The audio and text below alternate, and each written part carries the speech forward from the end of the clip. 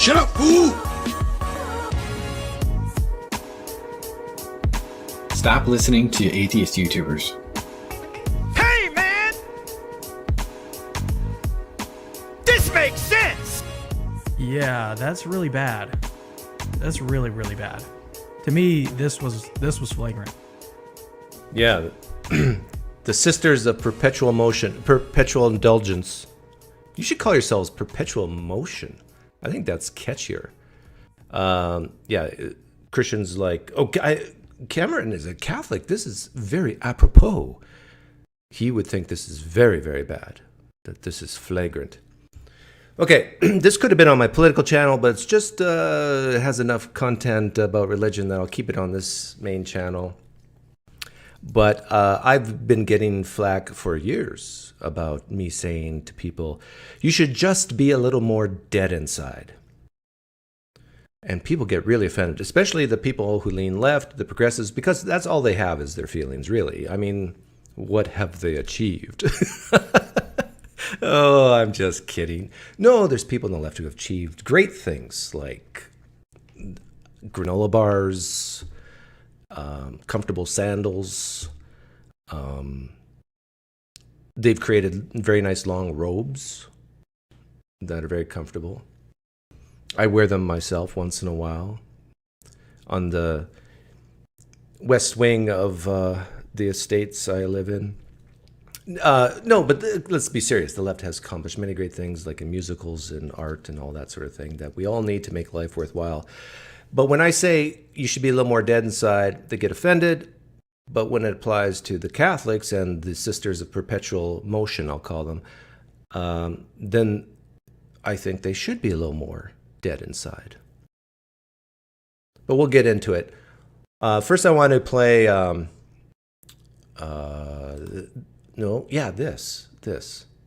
This is RedPenLogic. Tim Barnett, the bald guy here. I feel very well endowed with hair after looking at like him. But maybe he just shaves it. I don't know. Tim Barnett, if you grew your hair out, what would it look like? But let's listen to this. And this ties into the Sisters of Perpetual Motion because I think the way they're going about things is bad. And the way I think I go about things is better if you want to persuade people and change people's minds. Because I'm going to agree with RedPenLogic here.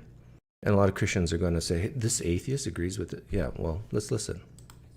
Against veganism the same way I speak against Christianity. I am not anti-vegetables or anti-Jesus. I truly think that vegetables and Jesus are amazing. It only becomes a problem when you think that everything outside of vegetables or anything outside of Jesus is bad. When you think that only vegetables and fruits is good for you, or when you think that all other religions is a lie. That is when I think you have trapped yourself into delusion. And what is needed for both personal and collective growth is clarity to see what really is and the courage to do what... I don't know how Tim Barnett's not laughing here because, you know, there's some people on the left who are very gullible and they think that this guy is probably somewhere in Africa or Asia. No. How much you want to bet this guy, I don't know this for sure, but I will bet you this guy is at the San Diego Zoo and he works in downtown San Diego at Subway, and he takes off his shirt, brings his little kid in there, and makes it sound like, oh, he's in some tribe. I mean, this is ridiculous. Many people will watch a video like this and miss the fundamental error. You see, it sounds so tolerant and inclusive. After all, this content creator seems to be advocating that all religions are equally valid. But this video rests on a faulty assumption. It assumes that religious belief is just a matter of subjective preference rather than a matter of objective truth. Well, hang on, Tim Burnett. The belief in a religion, choosing to believe a religion, if you can choose your beliefs, that is a subjective thing, right? But whether or not it's true, whether all religions can be true at the same time, that isn't subjective. I think that's what he meant to say. You're welcome, Tim Barnett.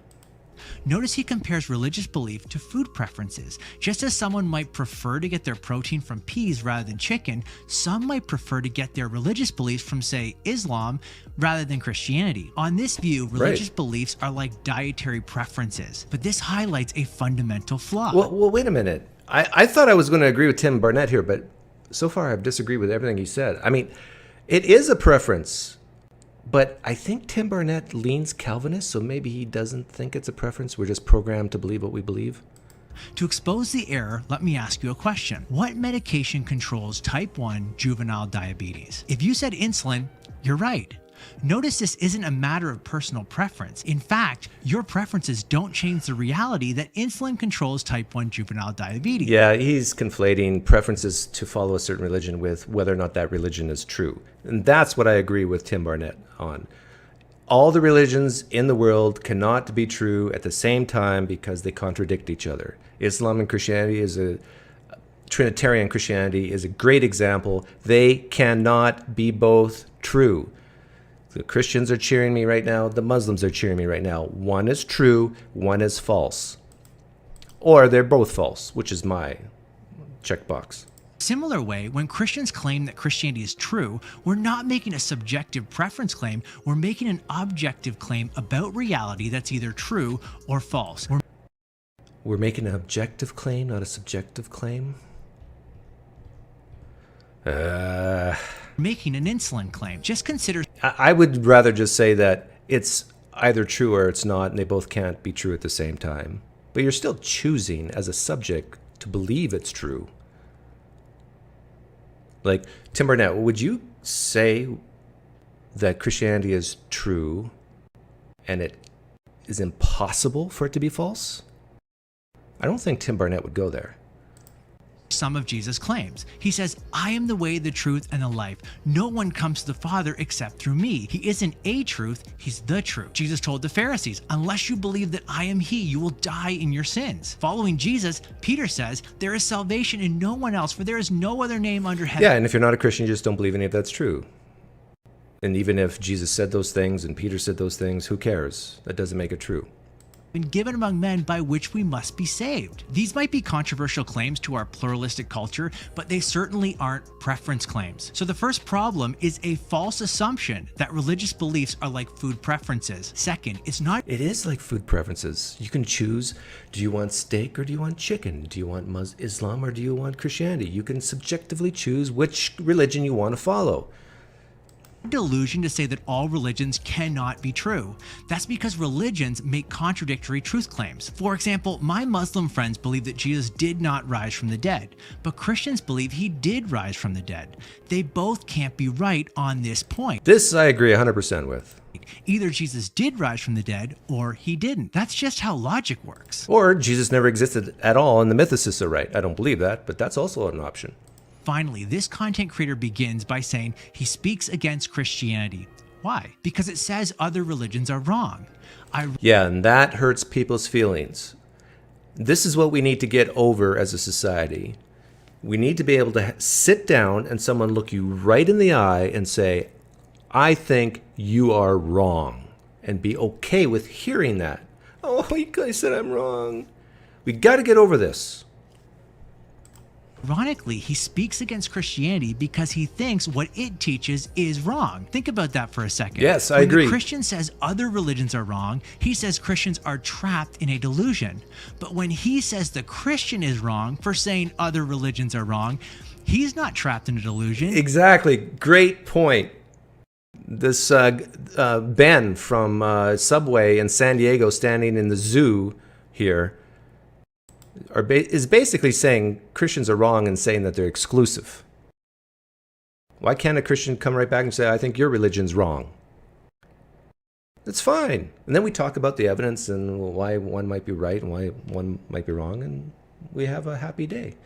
Okay, let's get to the Sisters of Perpetual Motion. For those of you, well, I'll just give a little clip of background here.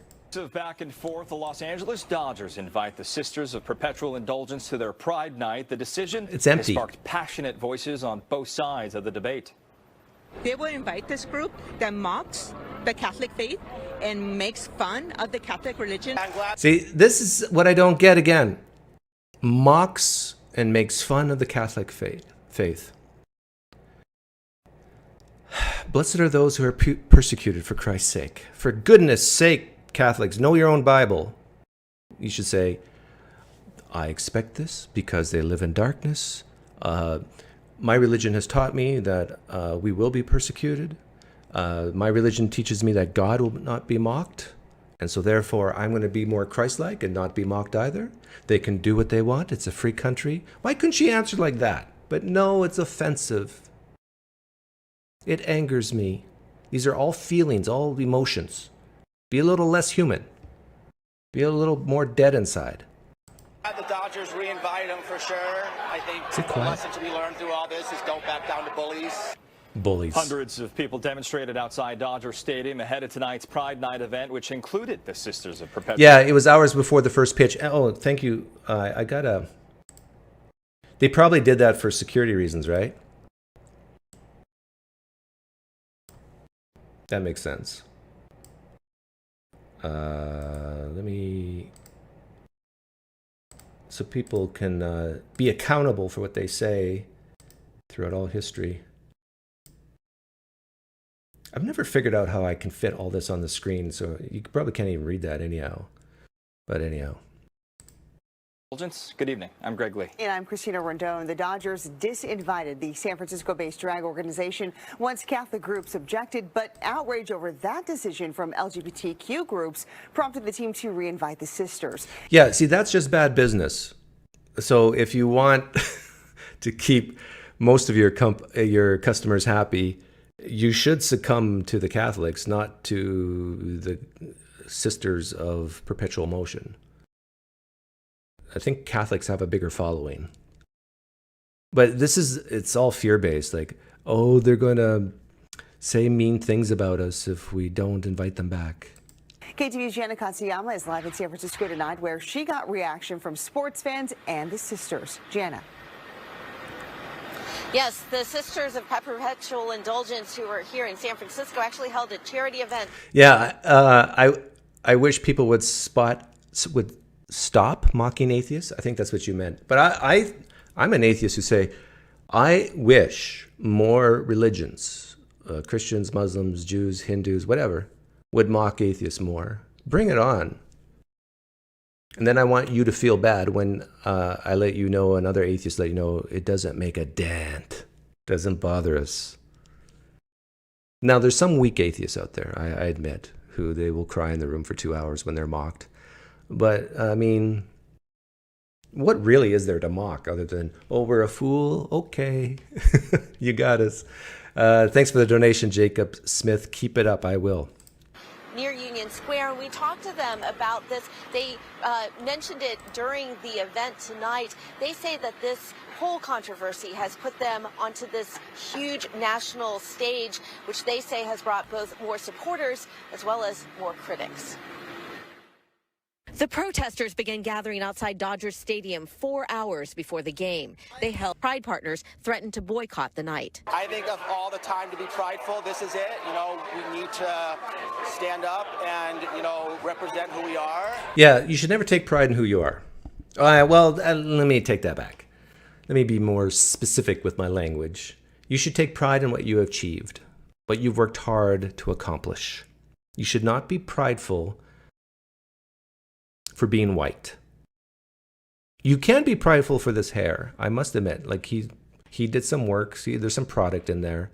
And he's clean shaven. You can take pride in taking the effort to shave, but don't be prideful for being black.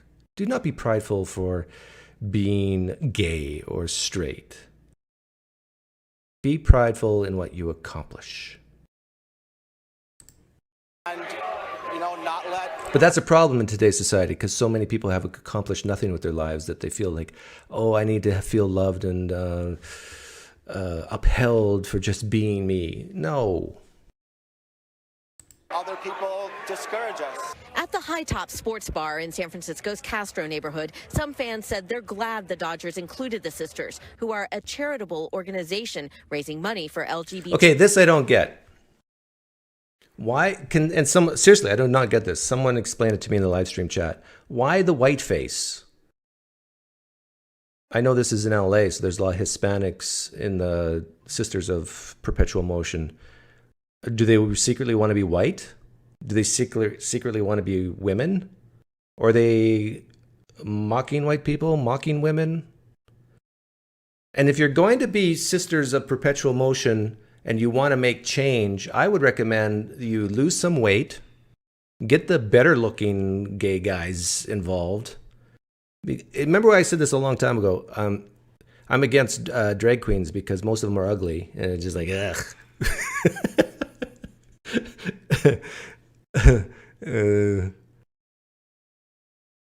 I don't know. To me, this seems a little...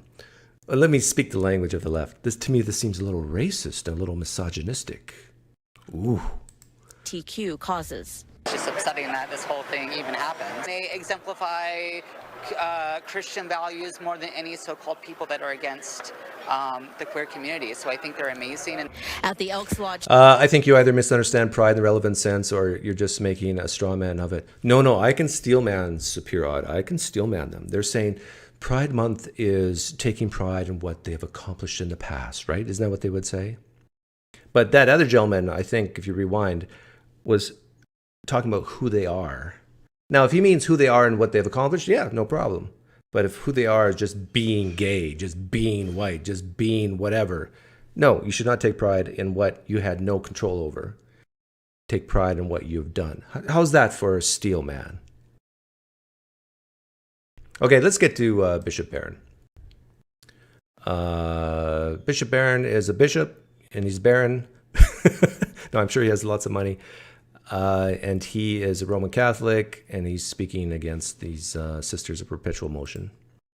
Like this, so just have a listen to this video. Hey everybody, it's Bishop Barron. I'm sure by now you've all heard about this controversy involving the LA Dodgers and the Sisters of Perpetual Indulgence. You know, the Dodgers invited this group, which I think can only be described as an anti-Catholic hate group. Invited them to be honored at the Dodger Stadium. Then when there was a howl of protest from... Yeah, anti-Catholic hate group. What is bad about being hated? Seriously, and think of how you would articulate that. This is another difference, I think, between me, some people on the right and people on the left, is this whole, no, you can't hate people. I'm against thought crime. If someone wants to hate me, you're welcome to. You can hate me with all your heart, soul, and strength. Just don't touch me. Just don't touch my family. I welcome the hate. Just don't get in my way. You can think all the bad thoughts you want. Just don't hurt me physically. And I think my encouragement to people is to learn to be okay with other people hating you. And I really do think people on the left struggle with that more than people on the right. Just by a scotch. Catholics and others, they disinvited them, good move, but then they re-invited them. And the re-invitation was accompanied by a kind of pathetic apology where they were praised for all the great work that they do. Now look, I'm not going to go into all the details. Look them up on YouTube or something. You'd find what they do. I'll give you one example. I think it was on Easter Sunday, there was a display where they have Jesus on the cross, so the most sacred moment in history for Catholics. And a drag queen comes in and kind of pulls Jesus off the cross, then does a sort of pole dance on the cross. By the way, before I went live, I asked my Christian wife, who's not Catholic, she's Protestant, but I asked her, can you give me an example of something that people could do that would really offend you about Christianity? I mean, that was really offensive to you about Christianity. You say, that's going too far. And she literally just thought and thought. And she said, I really can't think of anything. Other than like, she did mention something like this, the pole dancing and stuff. But she said that's more of a just bad taste if there's kids around. But I loved her answer. Basically, her answer was, there's nothing. Catholics, it's hard to imagine anything more offensive than that. Suppose this group had dressed up in a kind of simulacrum of a rabbi and had done something deeply disrespectful to the Torah, or take it a step further, had dressed up in a mockery of a Muslim cleric. Or yes, this is a great point Bishop Barron's bringing up.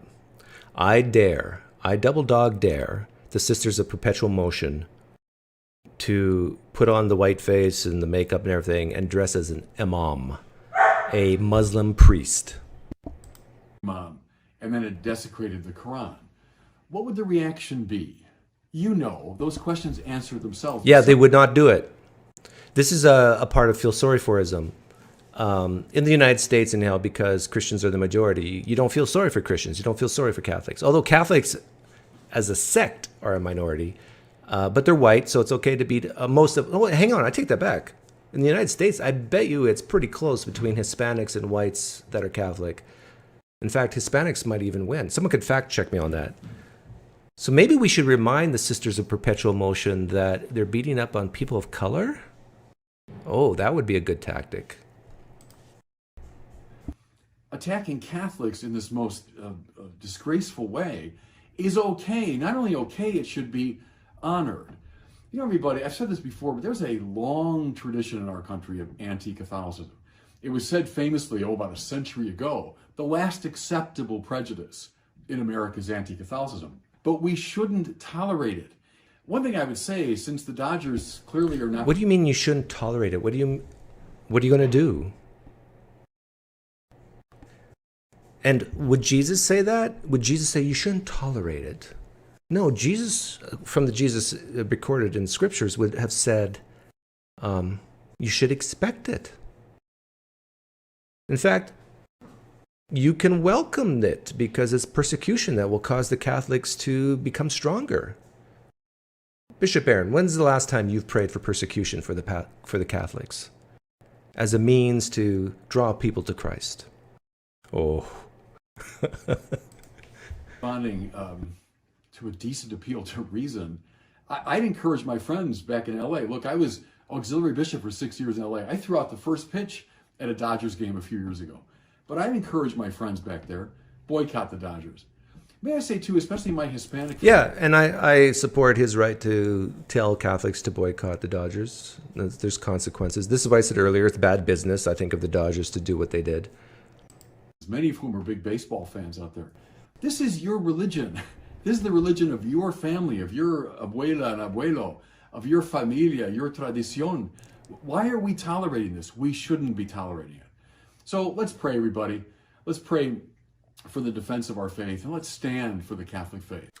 So there. Yeah, let's stand for the Catholic faith by boycotting the Dodgers. Is that it? And praying. Boycotting and praying.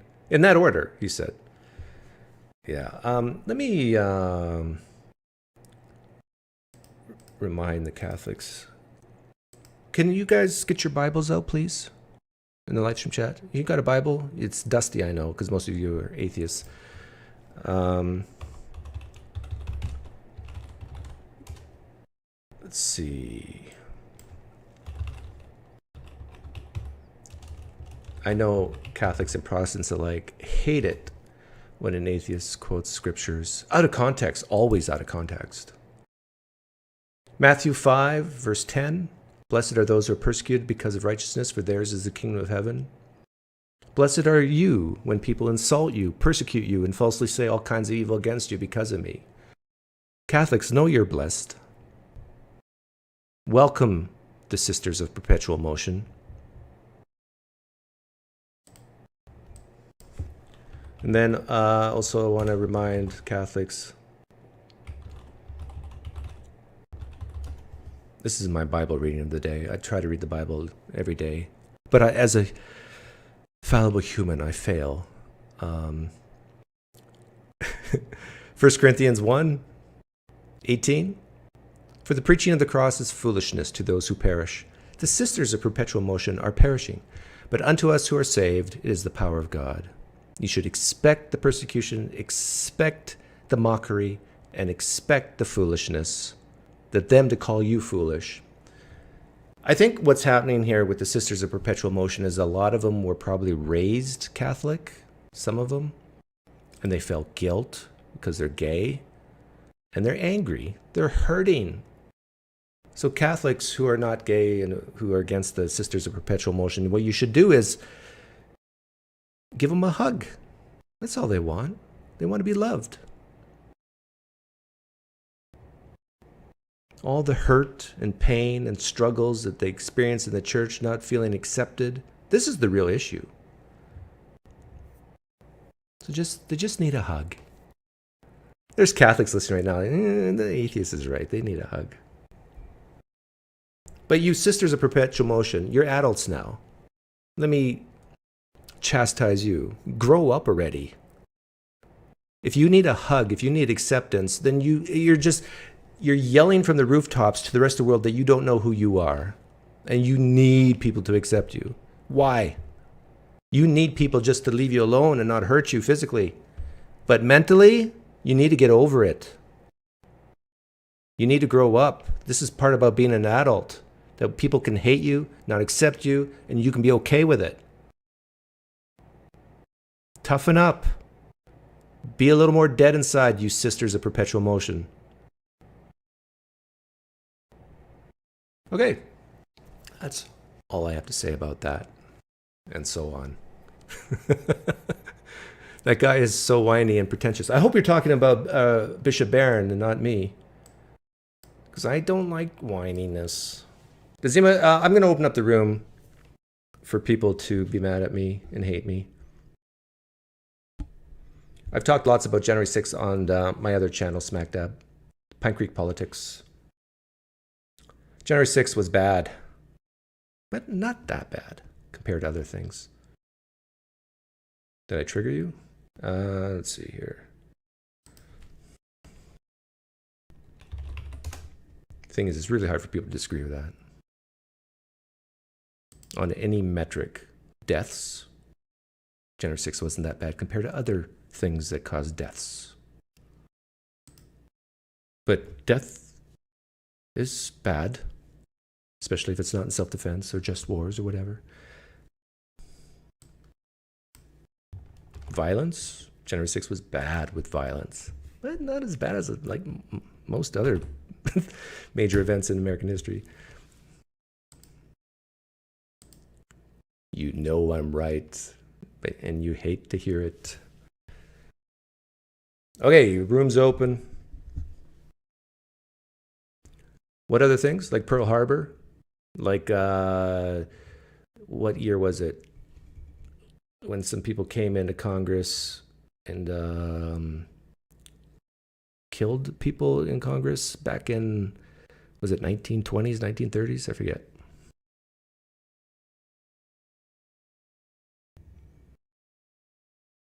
Some history buff can fill it in. The reason why people get so passionate about January 6th is because they really, really hate Trump. And they're scared of the fascist dictator. I asked this of a friend of mine the other day. If Trump became dictator of the United States, what do you think he would do? Do you think he would kill the Jews? Do you think he'd kill blacks? Do you think he'd bring back slavery? Do you think he would kill gay people? Honestly, you think that? Part of my strategy with theists is to give them as much as they want. So even with the political people on the left, I would say, okay, I'm going to give you that Trump, if he's reelected, is going to become the dictator of the United States. Dictator. It will never relinquish power. Now, here's the question that I want you to articulate an answer for. Why is that bad? What do you think it will happen? It's similar to the question I love to ask is, why is racism bad? Articulate your answer.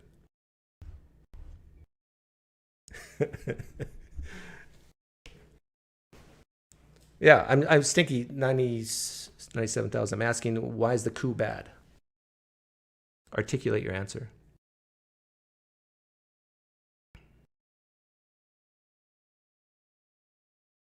But let's try to keep it more on the Catholics and the Sisters of Perpetual Motion. I mean, it's really hard to say perpetual. What is it? Brotherhood? Sisterhood. They're brothers, but they're sisters. I think Perpetual Motion is way better of a name. It just rolls off the tongue.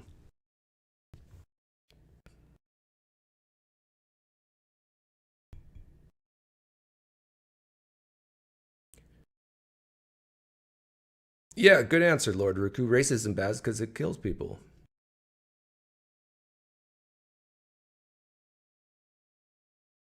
But the desire for land is bad because it kills people. So is racism worse than the coveting of land? They both end with the same result. See, there's that part of the reason why a lot of people would say racism is worse than the coveting of land if they both lead to wars that kill people is because of this feelings, the feeling part. People have bad thoughts about me. That is what I would promote to society. We got to get over. Doug, it's just about pissing off their parents who made them go to church. It's not intellectual. Are you talking about the sisters? Yeah. The sisters of Perpetual Motion.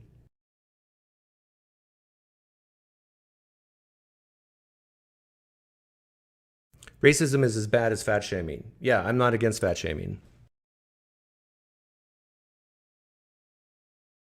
So if that's your argument, I would say racism is not that bad because fat shaming is not that bad. I don't think you should fat shame children, but you should really take steps to encourage them to lose weight. But being fat is not good. It leads to things like cancer and like if your goal is to live longer and a happier life, you don't want to be fat. If your goal is to be less of a burden on society and them paying for your health care, your goal should not be to be fat. In the United States, we have a fat problem.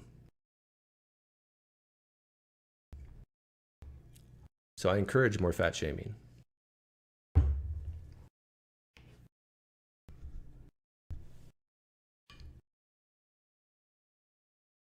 Don't you agree that bad thoughts on average lead to more bad actions? Depends what it is, Zictomorph, but great question. Great question. I would say on things like, let me bring up the most consequential exceptions. Murder. Bad thoughts on average lead to more murder?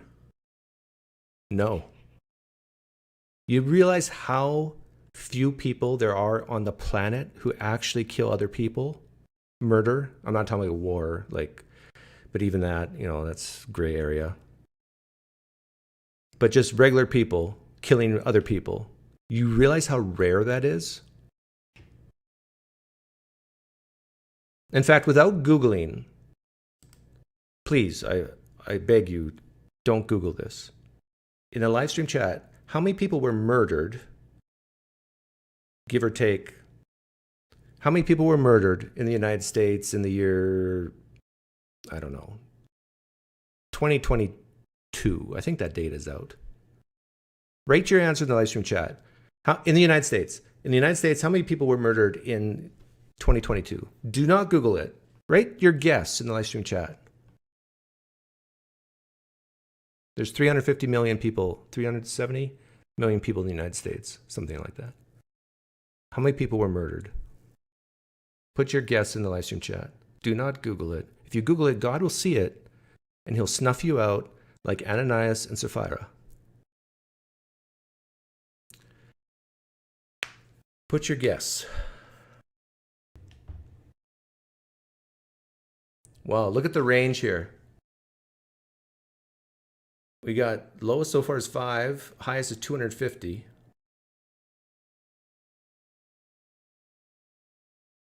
No, in the United States, Justin.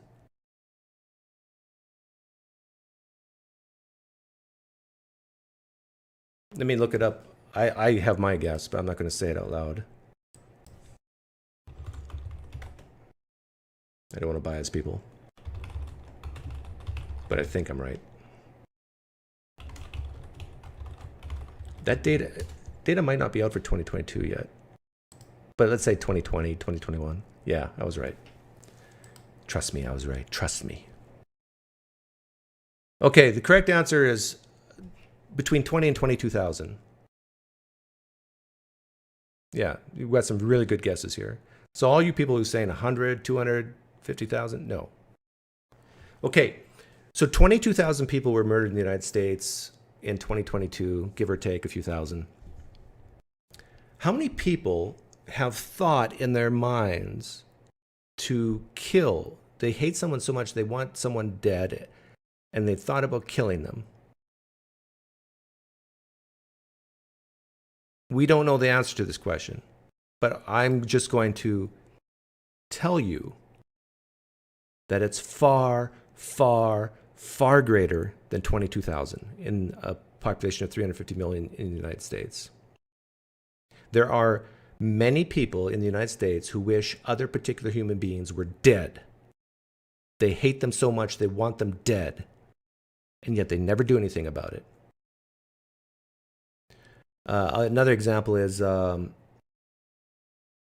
adultery, affairs, where you don't have an open relationship, you have a closed covenant between a man and a woman to be faithful to each other. Let's say you have 100. This is so good. Let's say you have 100 married couples in a closed relationship. They made a covenant, a pact to each other to be faithful to each other. How many men do you think out of 100 have fantasized and even considered having an affair with another woman? Out of 100. Put your guess in the live stream chat. Just, there's no way we can, unless there's a poll out there. Maybe there is a poll out there. Someone can see if they can find it. But what percent of men have considered cheating on their wife and have fantasized about other women, like this desires in their head to have coitus with them? Out of 100 men, what's your guess? What's your intuition say? Thanks for the donation, Steve Nichols. Do we have any examples of atheist societies that you would consider good ethically or morally, either now or in the past? Any ideal non-believing societies that you would consider inherently good? Inherently, no. Or that any that close? Well, people always bring up the Nordic countries, Denmark, Sweden, Norway, Iceland. They're a high percentage atheists, I think. But I'm not sure, is it that much higher than 50%? Is it even over 50%?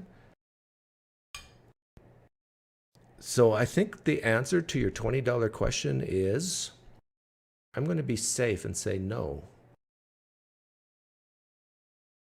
Okay, my question about your intuitions, your guesses on what percentage of men have thought about cheating on their wives in a closed relationship. We got 99.9. We got 2.5. I think that's low. 85, 100%, 80%.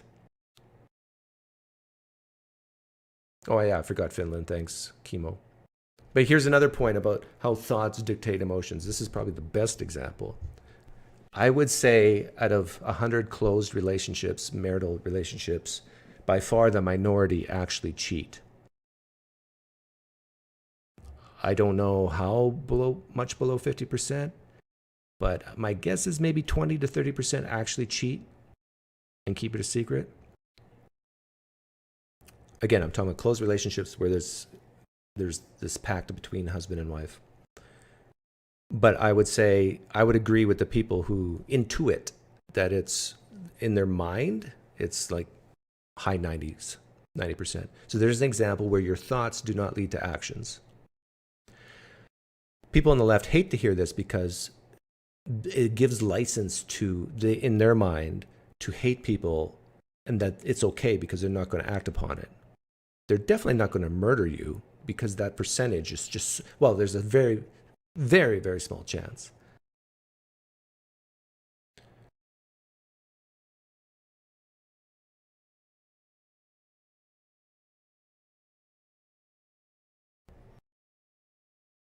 You're welcome. The room's open, by the way, if anybody wants to come in. I would love for Catholics to come in and tell me why the Sisters of Perpetual Motion should be even worried about.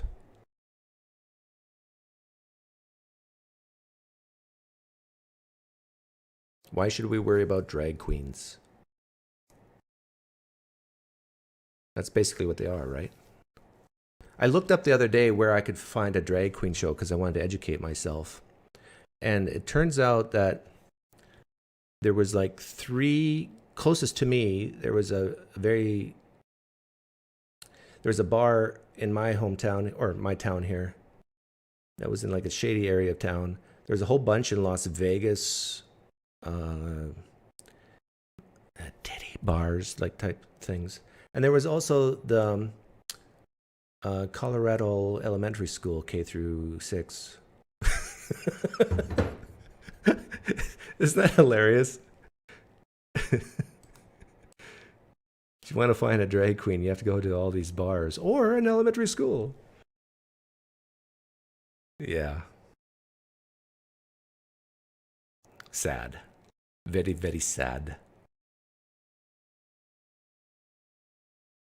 I got sent home for dressing as a pregnant nun for Halloween at Catholic high school. Well, Deus ex machina. You were asking for it. But if you're a gay person and you want people to accept you, here's my advice. Don't dress up in white face, big eyelashes, because people will view it as mocking religion, mocking women. Life is a game, whether you like it or not. We're in a game right now. All the simulation theory people are going to like me now. Life's a game, you have to play it. And so if you want to convince people, if you want to change people's minds, if you want to be effective, you have to play this game. And you have to very gently do things to garner respect. And usually this is about accomplishment. You have to stop demanding things, assume the worst, hope for the best. Like what the Sisters of Perpetual Motion did, I heard they raised money for people who homes were burnt down from forest fires in California. That's a great example of what you do. Say, so someone who hates gays in their head says, oh, but my neighbor's house burned down and they gave them money. That is effective. You automatically get the respect. Those are the types of things you do. But if you want people to be mad at you and hate you even more, then you dress up like a fat woman and you dance, pole dance in front of kids. It boggles my mind that so many people in the gay community do the exact opposite of what they should be doing if they want respect. Because you're not stupid. You know this is going to offend people.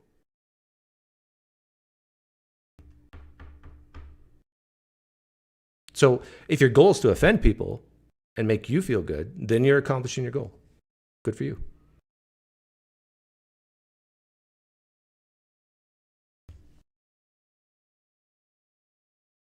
You are dead naming them. They are perpetual indulgence. Yes, I am dead naming them. I am dead naming. Oh, I mean, it's like, oh, hurting my feelings by calling me by the wrong name. You can call me Sarah from now on. I don't care. Dead man, PineCreek.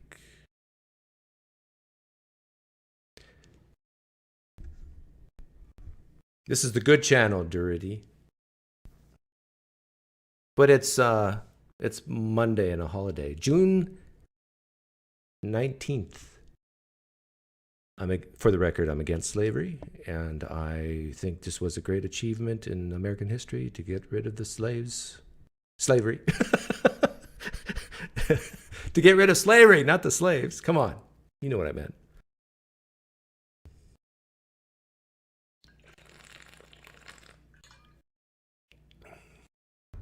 Yes, non-queer folks should stop being snowflakes. Queer folks should stop being snowflakes.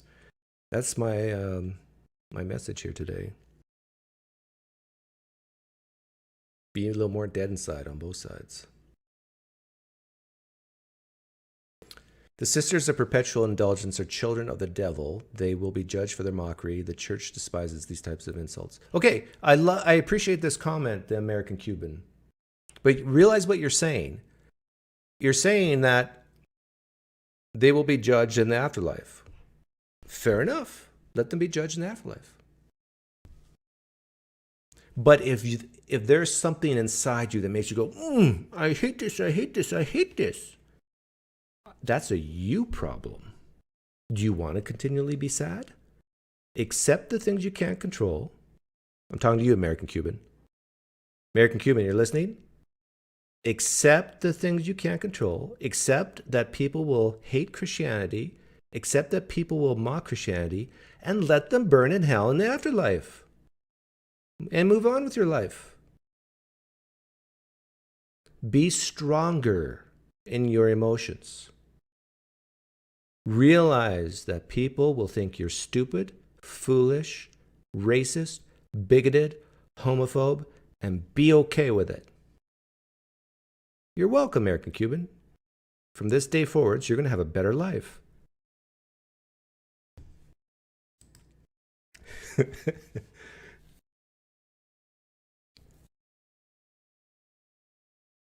Yeah, if I was a drag queen, I would look much better than most of the Sisters of Perpetual Motion.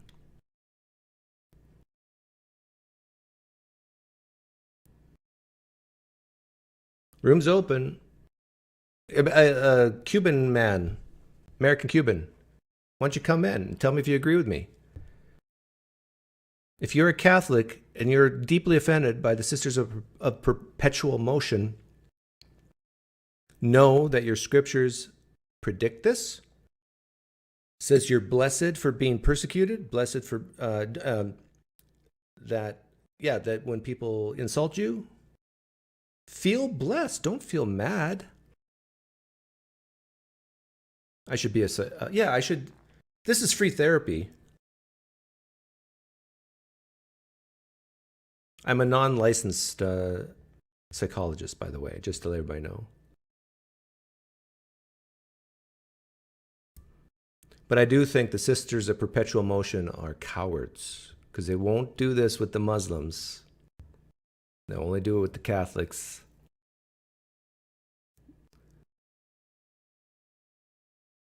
Because we don't want to offend people of color. But like I said, I think, can someone look that up? Let's see what it is. What percentage of Catholics in the U.S. are Hispanic? I should say non-white Hispanic, right? 43% of Hispanic adults identify as Catholic, down from 67% in 2010. Yeah, but that doesn't really answer my question. Catholic population by race. Is that...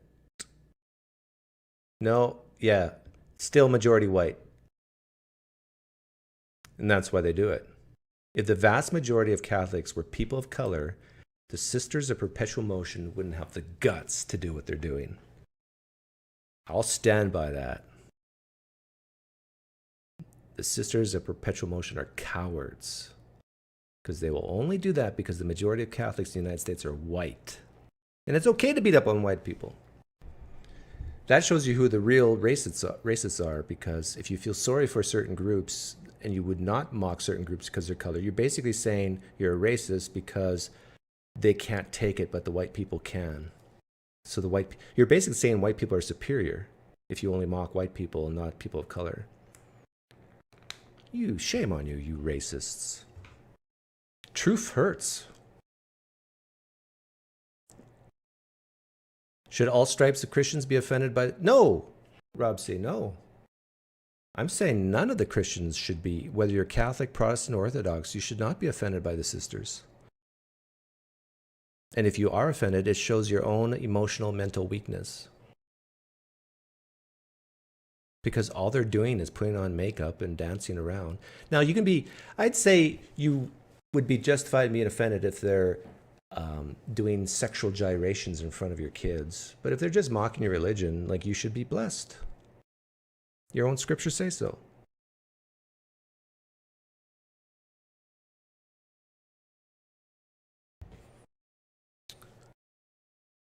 A Muslim mayor in the UK apologized for being at a pride event, saying it was against his beliefs. Muslims get a pass, and I hate it. Well, yeah, there's a community in... I just read this the other day. Someone can fact check me. Don't quote me. But a council of Muslims in Illinois refused to put up the pride flag. And a lot of progressives in that state were upset. Here we've supported you, and you slap us in the face back. I tell you, the whole infighting thing is complicated. Like I think the vast majority of African Americans in the United States have negative thoughts about drag queens and queerness. Like they don't want it. Well, whatever. Like there's definite frictions there.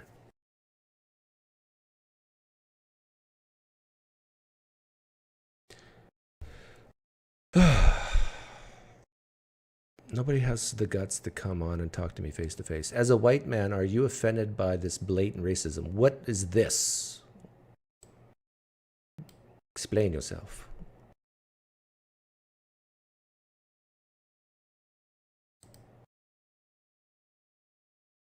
In summary, to me, it's actions, not just thoughts and words.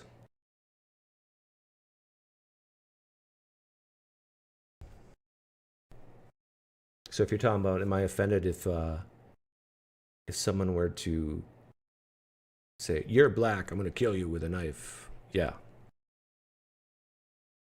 But if someone says, you're black, you're stupid, then no.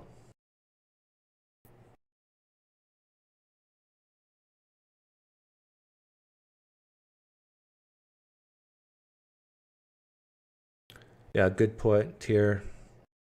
We don't even know, like, what is white? What is black?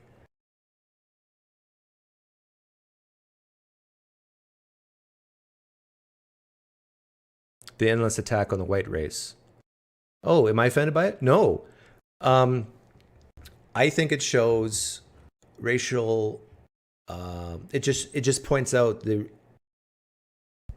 racial inferiority that some people have, and it's sad. I'm not offended by it, but it's just sad that so many people think that people of color cannot handle certain things, and so you have to coddle them. I try to treat people equally, so if I say something to offend one race, I should say something to offend another. I mean, if you stop yourself from saying certain things because you might offend a minority group, I view that as a type of racism.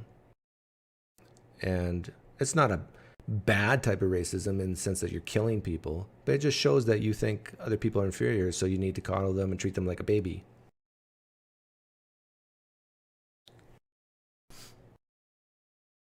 Like Pride Month is basically that. Pride Month is basically saying, you're sad, you're lonely, we need to encourage you like we do with children. Same with Black History Month. You feel inferior, you're sad, so we need to give you your own month to make you feel better. Xavier, I've talked to you before, right? I can't hear you. There you come. Oh, there you are. I didn't say anything, so. Okay. Yeah, I'm deeply offended by this. I don't think it's persecution, the way you're describing it. Can you get closer to the mic? Yeah. There you go. That's a little bit better.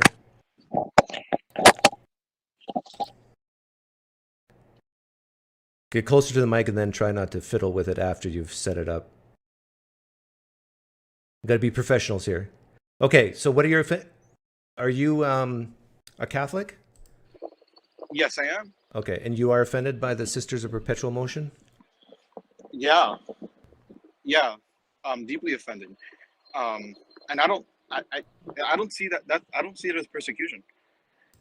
Because if it was persecution, they would do it to other Christians, other religions too. They're not just attacking religion; they just don't like the Catholic Church in particular. Okay, but so what if they don't like it? They don't like it. They're not trying to take that. It's not like attacking the religion for the religion's sake. They just don't like us. Yeah, and my question to you is, so what if they don't like you? Accept it. We don't want to see that nonsense.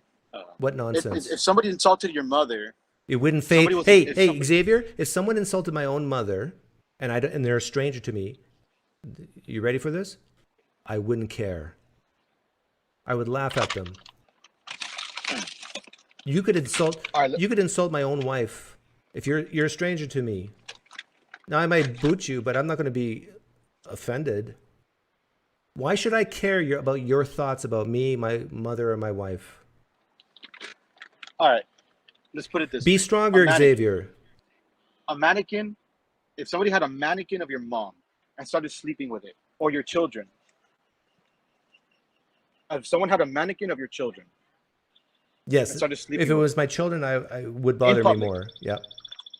in public, Yeah, in they front of put it on everybody TV. with cameras. If they put it on TV, yeah, that would. I'll give you that. If someone is simulating pedophilia, that would bother me. right? So I assume you have a daughter. Yep. I have a daughter too. A mannequin sleeping with my daughter, the mannequin of the daughter, in television for everyone to see. Now, if they do nasty, disgusting things in private and insult my religion in private, obviously, that's different. Okay. But that's how I feel. So you're A mannequin of my own equating the child. Sisters of Perpetual Motion to pedophilia? Because I'll grant you that. You made a good counterexample. I'll give you that one. That would offend me. But are you saying it's that bad for you? Bad for me. Like, is my feelings against pedophilia, I don't like it. Is that how strong your feelings are about people mocking Catholicism?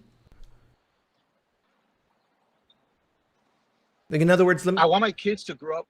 It's more about the culture.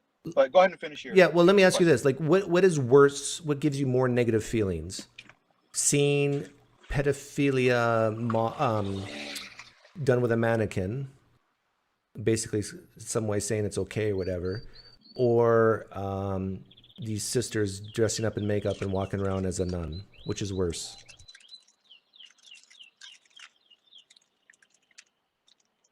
No, pedophilia with a mannequin is much worse. Yes, me too. It's worse. Way worse. It hurts children. It hurts children. I don't think Jesus is hurt. But I would say this, though, even though the simulating pedophilia with a mannequin is worse than dressing up as a nun, as a gay man, I would say actual pedophilia is 1,000 times worse, 1,000,000 times worse. Right. Right. And so drag queens are a slippery slope for a culture that will eventually allow for pedophilia, because What? Yeah, You think drag queens lead to pedophilia? it perpetuates a hypersexuality, and a culture that praises drag queen will eventually say, okay, what's wrong with pedophilia as long as there's consent? And using my religion as a scapegoat is like double the offense. You know what? If you had evidence to show that being a drag queen, dressing up as a woman, as a gay man, leads to more pedophilia, I would agree with you and I would accept it. Do you have any evidence like that?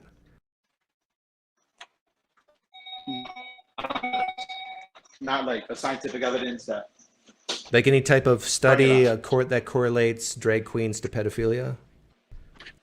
I don't. This is, in all honesty, this is a. Because I don't. This is what I personally think. Yeah. Would happen. I try to be objective and non-feeling about this, even though I would say I'm on your side. I'd be all against drag queens if you provided a strong correlation between drag queens and pedophilia. The closest correlation I have is them going to libraries and reading to children, so they're normalizing hypersexuality. Yeah, and I'm against that. To children. I'm against that. Oh, I'm glad to hear that. Yeah. And I think it's absolutely stupid from their point of view. Like, if you want people to accept you, which is what they want, because they feel insecure of who they are. If you want people to accept you, you don't read erotic type stuff or sexualized stuff to elementary school children and expect society to say, "Oh, we love you." No, you're going to be hated if you do that. They have the exact opposite strategy. Like, what they should be doing is, and they do some of this, is help the poor, help the needy, like do fundraisers and stuff. It's just, they think they're entitled to our children. And to tell our children that, oh, they can be who they want to be, choose whoever they want to be, going against our values. That's really what this is leading to. Because the Dodgers are praising them. The government has a lot of leeway in these types of cases against religious organizations and for these types of drag queens. So it's a huge slippery slope. I think that's the big chaos from Catholics. And this is deeply offensive. Again, if it was done in private and it was a private video and like leaked to the public, it would be very different. But the culture is accepting this. Yeah, well, a part of me agrees with how do I say this? Like, I'm very offensive to Christians, and I do this publicly. Should I stop? Like, I basically say Christianity is false. Like, I think what you, at its core, what you believe is false and wrong. And I'll give examples and I'll tell stories. I'll have hypotheticals. Like, do you think I should stop? I think you should, for your own good, like between you and God. But I'm not. I'm prepared to go to hell. So, like, if you're right and I'm wrong, I'll take my punishment in hell like a man. But do you think in the United States of America, I should stop? Some people have accused me of mocking Christianity, and I will admit sometimes I do. No, they're just jokes. They're just jokes. No. Okay, now if I shouldn't stop, then why can't a drag queen dress up as a nun publicly? You're saying it should be illegal, so to make it illegal. No, I'm just saying if you tell me I can keep doing what I'm doing as a free American, why can't a drag queen dress up and mock a nun?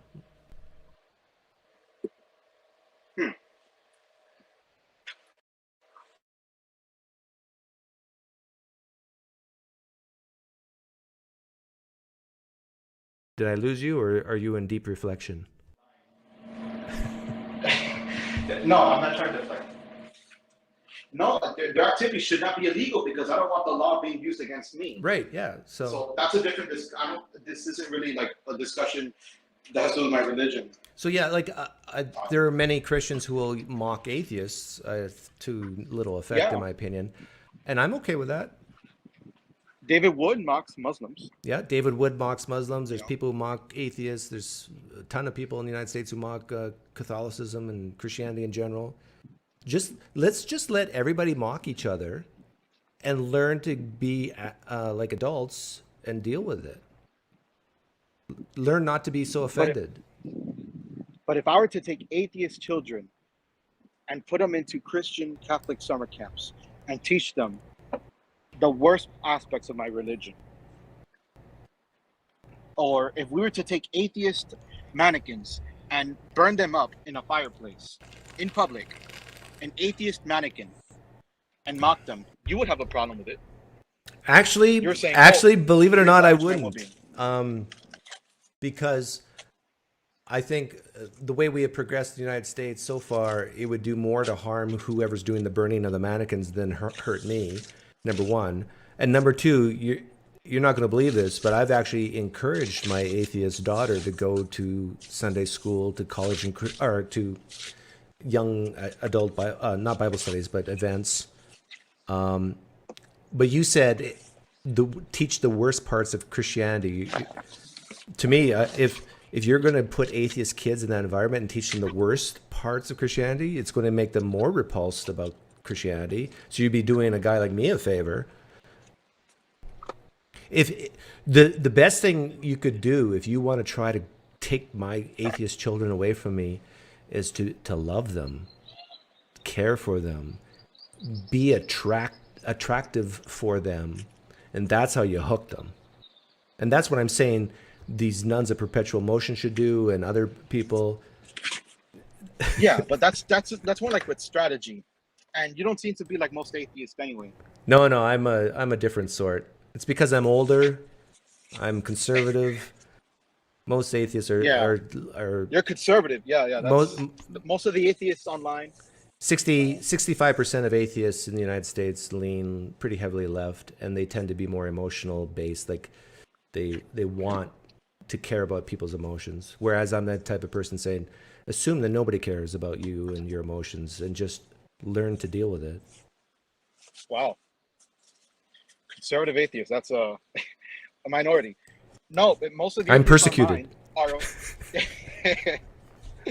yeah, are like a Matt Dillahunty type. Like they're and transgenderism, and they will be offended just for us believing that gays go to hell. They're offended by just our belief, even if we don't shove it in their face. Yeah, and to me it makes But no they get sense. to shove their nonsense into our face. It makes no sense to me.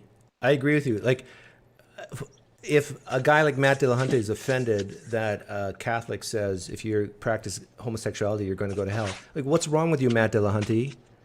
Like, you're an atheist. You don't believe there's a hell. It's like, I'm just having thoughts about you going to this fictional place in the afterlife for doing what you love and being with who you love. Like, this should not offend atheists. Like, what's wrong with you, atheists, if you're offended by this? But here's the point, Xavier. Atheists like Matt Dillahunty, they don't like Catholics telling gays that they're going to hell. It's because it hurts those gays' feelings. And Matt says you shouldn't hurt their feelings.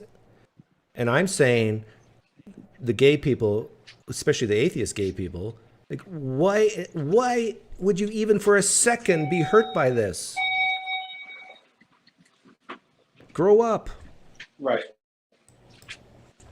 But maybe a lot of them actually think hell is real, and they do, or maybe they are scared. I don't know. Right. They're so offended by the threat. Yeah. Like, if you threaten me, They're not comfortable in their own beliefs. like Xavier, if you threaten me right now by saying I'm going to kill you by having a 100-foot fire-breathing dragon come to your house later today and just put fire on your head. If you made that threat to me, I'd laugh. I mean, it's not serious. And if you're a true, in quotes, atheist and a gay person and a Catholic says you're going to hell for this, you should view this the same as the fire-breathing dragon. Yeah. They say that we're attacking their identity by just believing that being gay is wrong, even though no priest ever talks about it. The Pope never talks about it. They can do whatever they want. And they're saying we attack their identity just for having that belief. But they can attack our identity. The Sisters of Perpetual Indulgence, you can say, are attacking our very identity. They can't attack your identity, though. Like, Xavier, you're a true Catholic, right? It says in the Gospel of John that no one can take you from the Father's hand. You're a child of the King. These are children of the devil. What do you there's nothing they can do to hurt you. And to die is gain. Your scriptures even say that. Even if the Sisters of Perpetual Motion were to actually physically kill you, they have not hurt you. You get to go to heaven and paradise. There's nothing any atheist or evil gay drag queen can do to you. Yeah. Except hurt your feelings. But they can influence my country where my kids live, and they can influence public school, and they can take away tax money from our Catholic schools. See, but these are good arguments that I should be making, not you. Like, planet Earth is just a vapor in the big scheme of things. You should expect the world to get worse. You should expect things to get terrible. It's going to be over in a blink of an eye, and you're going to be in heaven. Like, who cares? Catholics Catholics aren't apocalyptic like that. The Apostles' Creed, the Nicene Creed, there's nothing apocalyptic in them. It Well, just what says I mean Jesus is, will return. I'm not talking about the apocalypse per se. I'm just talking about like life is short. And your eternal salvation is guaranteed, or as long as you walk in the faith, it's guaranteed. Like, there's nothing for you to worry about, or your children. It's in God's hands. You believe in the sovereignty of God, right? Yeah, but I'm not a fatalist. I'm not a Calvinist. I mean, yeah, you can do your part. I don't want my kids growing up in a hellhole. Yeah, you can do your part and still say, use your free speech to say, hey, I'm against this, I'm for this. But you should not worry, because tomorrow will worry about itself. Didn't Jesus say that? That's a good point. I'd make a great Catholic, wouldn't I? Yeah. We are worried. You know what? We are worried. Because, like, our kids are going to grow up here.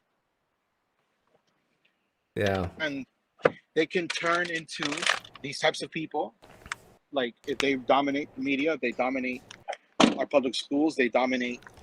Okay, well, let me assuage your worries, okay? You shouldn't worry, and I'm not going to make religious arguments here. I'm going to make more secular. The majority of people are against, let's say, trans in sports. The majority of people in the United States are against minors being transitioned. And I would also say, I can prove this with stats, but the third one, the majority of Americans are against sexualized things being taught to their kids, K through 4, something like that, even K through 8. So yeah. So Matt Walsh's documentary was a hit. So this whole thing about worried about grooming or whatever, the majority of Americans are on your side. And so you shouldn't worry. What you hear in the media and so forth is a way to get clicks. It's sensationalism, but the trends are changing. Like, people really question the big boom in non-binariness in trans kids. Like, since 2016, it has gone up 42 times, 4,200%. And people look at that and they question it. And they can make arguments like, well, now it's just more accepted. No, you can't. No, there's something going on here. And people are waking up in the United States that there is some type of social contagion. COVID in 2020 really messed up a lot of kids because they were desocialized and they just, the lockdowns caused so much mental problems in young people. It's unbelievable. And I think people in the United States are waking up to this fact that there's a lot of mental problems going on in the United States. I think it's like 25% of the United States has been diagnosed with some type of mental illness. It's terrible. So this transgender movement is a fad. It's not a fad in that it exists. It's a fad in the exponential increase in the last few years, that it will come back down. I talked to a guy who works in some type of social service context in is it high school? And he said during COVID in 2020 or 2021, he saw a huge surge of high schoolers claiming to be either non-binary or trans. And then within a year, they left it. That's the definition of a fad. Like 50%, he said, he guessed. And I think his numbers are probably close. I would say that between 50 and 80% of kids today who identify as non-binary or trans, in 10, 20 years, they won't be. Wow. Yeah. Take my prediction to the bank. And if I'm wrong, I'll admit it. No, yeah. It started with the sexual revolution, but people are starting to see that girls who sleep around a lot in their 20s, like 100 type of guys, they tend to end up with severe personality disorders. So I'm against that too. Not even. I don't think you should. As an atheist? Yeah, I don't think. Like, I have a daughter, and I advise her. I've told my atheist daughter, as an atheist, that it's not wrong to sleep with someone before marriage, but if you find someone who is compatible with you, it is best to have one sexual partner for the rest of your life. But, okay, there you go. And you're not even using religion for that. No. It's just the atheists with the loudest microphones who perpetuate that it's a slut culture. They have the, we don't want, it's in our faces more than we shove our religion in their faces, and we have kids. So I guess that's why it's so offensive, because the Dodgers honored them, and this is all over the media. Okay, let me ask you this. Do you have kids? I do. Yeah, you did. You said you did, right? Yeah. Would you rather one of your children become like me, an atheist who's conservative, or some type of Christianity, but a far left liberal, not liberal, leftist, woke leftist?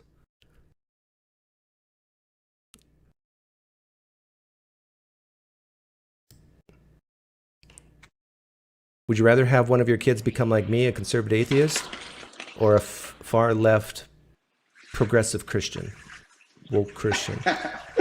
Oh my goodness. They'll make it to heaven by being a far left progressive Christian. But I would really despise the way they live on earth. You'd rather have your kid like me, right?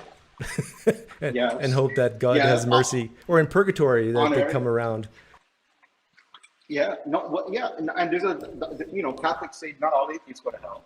The official teaching since Vatican II is God can have mercy on certain atheists who are well-intentioned, like genuine, good-hearted. Like, they weren't atheists who reject God or because they hate God. They were atheists because they just lacked evidence, and they were searching for something. Yeah, I would say I lack sufficient evidence. Like, if you were to take me to a graveside and I at random picked a grave, or you better yet go to a graveside of my sister or my favorite uncle who passed away a couple years ago, and you prayed in the name of Jesus for them to rise from the dead, and they did, sign me up. I mean, my whole worldview would be shattered. I would no longer be a naturalist. But the text thing and the tradition thing from 2,000 years ago, doesn't do anything for me. Sorry. But anyhow, I'll let you go, Xavier. Thanks for coming on. Nice talk. Yep. Take care. Have a good one. Peter. Hello. Hey, welcome. I've never talked to you before. That's true. Are you a Catholic? Oh, that's a requirement. Then I'm off. No. No, you don't. It's not a huge requirement, but I was just wondering. Unfortunately, I'm not even Christian. What are you? You're a human being? According to some, that's even a stretch. I'm an atheist. Okay. But mainly what I wanted to react to is this idea of atheists being leftist mostly, and just want to add something to the picture. Like, America is big, but the world is bigger. And in Europe, most people that are atheists don't come from Christianity. My grandparents were already atheists. Yeah. So I read a lot about culture, but I don't have this framework. And so being an atheist doesn't mean anything in politics at all. It doesn't. Well, so I know. Well, but how many conservative atheists do you know? And how many left-leaning, more liberal type? Liberal is the wrong word, but I think you know what I mean. Like, if you were to compare, what kind of split do you see? I would say it works in a certain way that the very few Christians that we have around here tend to be actually very right-wing or extremely left-wing. So I would say the extremity is that and there are also atheists. Of course, there are atheists that are full-on fascists around here, like that, because that's, for most people, it's not the most important thing, because they've been atheists for generations. What country are you in? I'm in the United Kingdom, but I'm from Hungary. Okay. You said you know a lot of atheists that are fascists? In Hungary, yes. Huh. Like Hitler type fascists? Well, I don't want to explain. Yes. Well, I mean, not exactly. He was not, like, I meant specifically fascism, the corporatist type of thing that Mussolini did. So I don't mean. Oh, okay. But doesn't matter. Like very right-wing racist. Like in Hungary, the population 80% racist, unfortunately, and 85% atheist. They don't match. Would you say 80% racist? Yes. Oh, I would say 100% of the world's racist. Okay, but that. You know what I mean? Like it's yeah, you know, yes. We yeah, evolved know, this way, like to be a little bit hesitant towards people that are not in our tribe. Right, but then there is a distinction between your innate racism and the 8% of people who have really bad ideas in Hungary about. Yeah. So that's, I know what you mean, but also I agree and disagree. You know what I mean? Yeah, I know what you mean. Bad atheists versus good atheists. It's because they're not informed by their atheism. They're informed by propaganda or lack of education, or maybe racism is true. Maybe that's what I don't. You know what I mean? But that was a joke. That didn't work. but the point is, you're right about I don't want to hurt anybody's feelings. No, please do. This channel is for hurting people's feelings. What I'm gonna say something that Christianity is very good. If you want to have a dictatorship, especially a fascist type, meaning not just a racist element, but the idea of this mass propaganda and really going for the tribal bit, then Christianity, for a fact, is really good. So Islam's better. I can imagine, and I remember a couple of years ago, Islam, but this is personal experience and more knowledge about history. So that's more, yeah, I think so. But because Islam has the concept of Sharia law, which is more of how a society should act. Christianity is basically quiet about how countries should govern themselves. No. So what I mean is, in Russia and in Hungary, both Putin and Orban Viktor are atheists, but they really support the church because it just lends itself to it. In Hungary, we have now sort of a proto-fascist dictatorship. We had communism. We were allies with Germany during the war. We were absolutely like how you say that, in the axis. It was Japan, Italy, Hungary, and Germany. Mm-hmm. And I could go on. We had all sorts of troubles. There was never a point where the church wasn't standing with the power, even during Stalinist communism.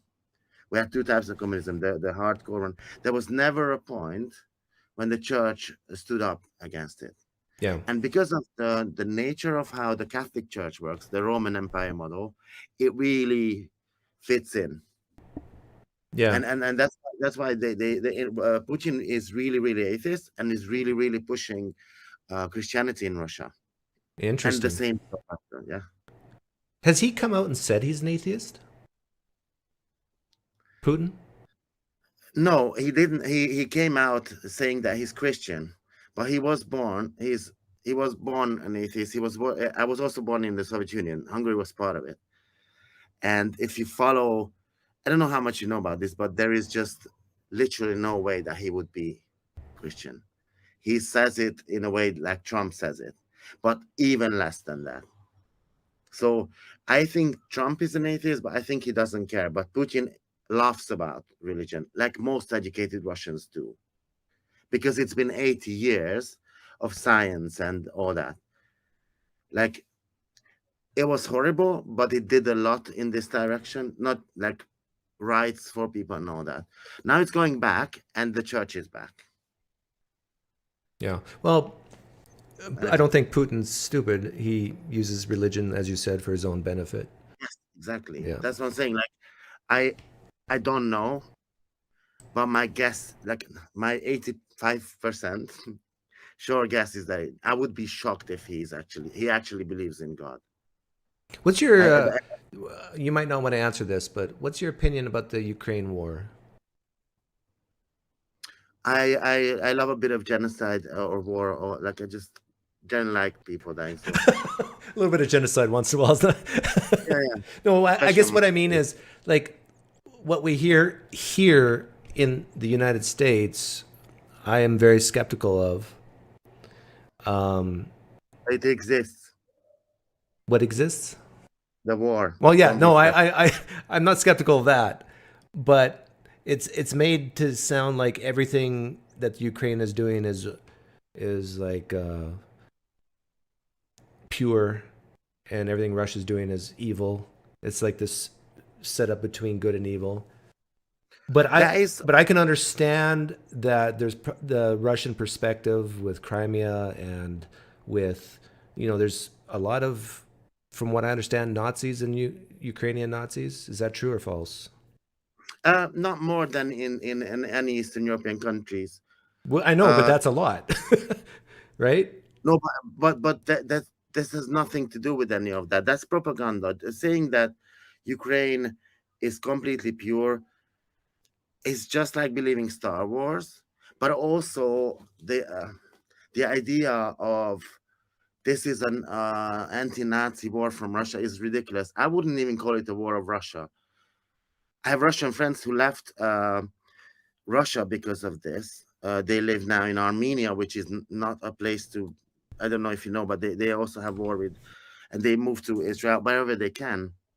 I would say it's a true dictatorship. I don't know if you ever really looked into it or lived in one. This is not a war between Russia and Ukraine. This is between a corrupt but fledgling democracy, which is Ukraine, very corrupt, full of mafia-like things, and it's not your idea of democracy, but it's in that direction.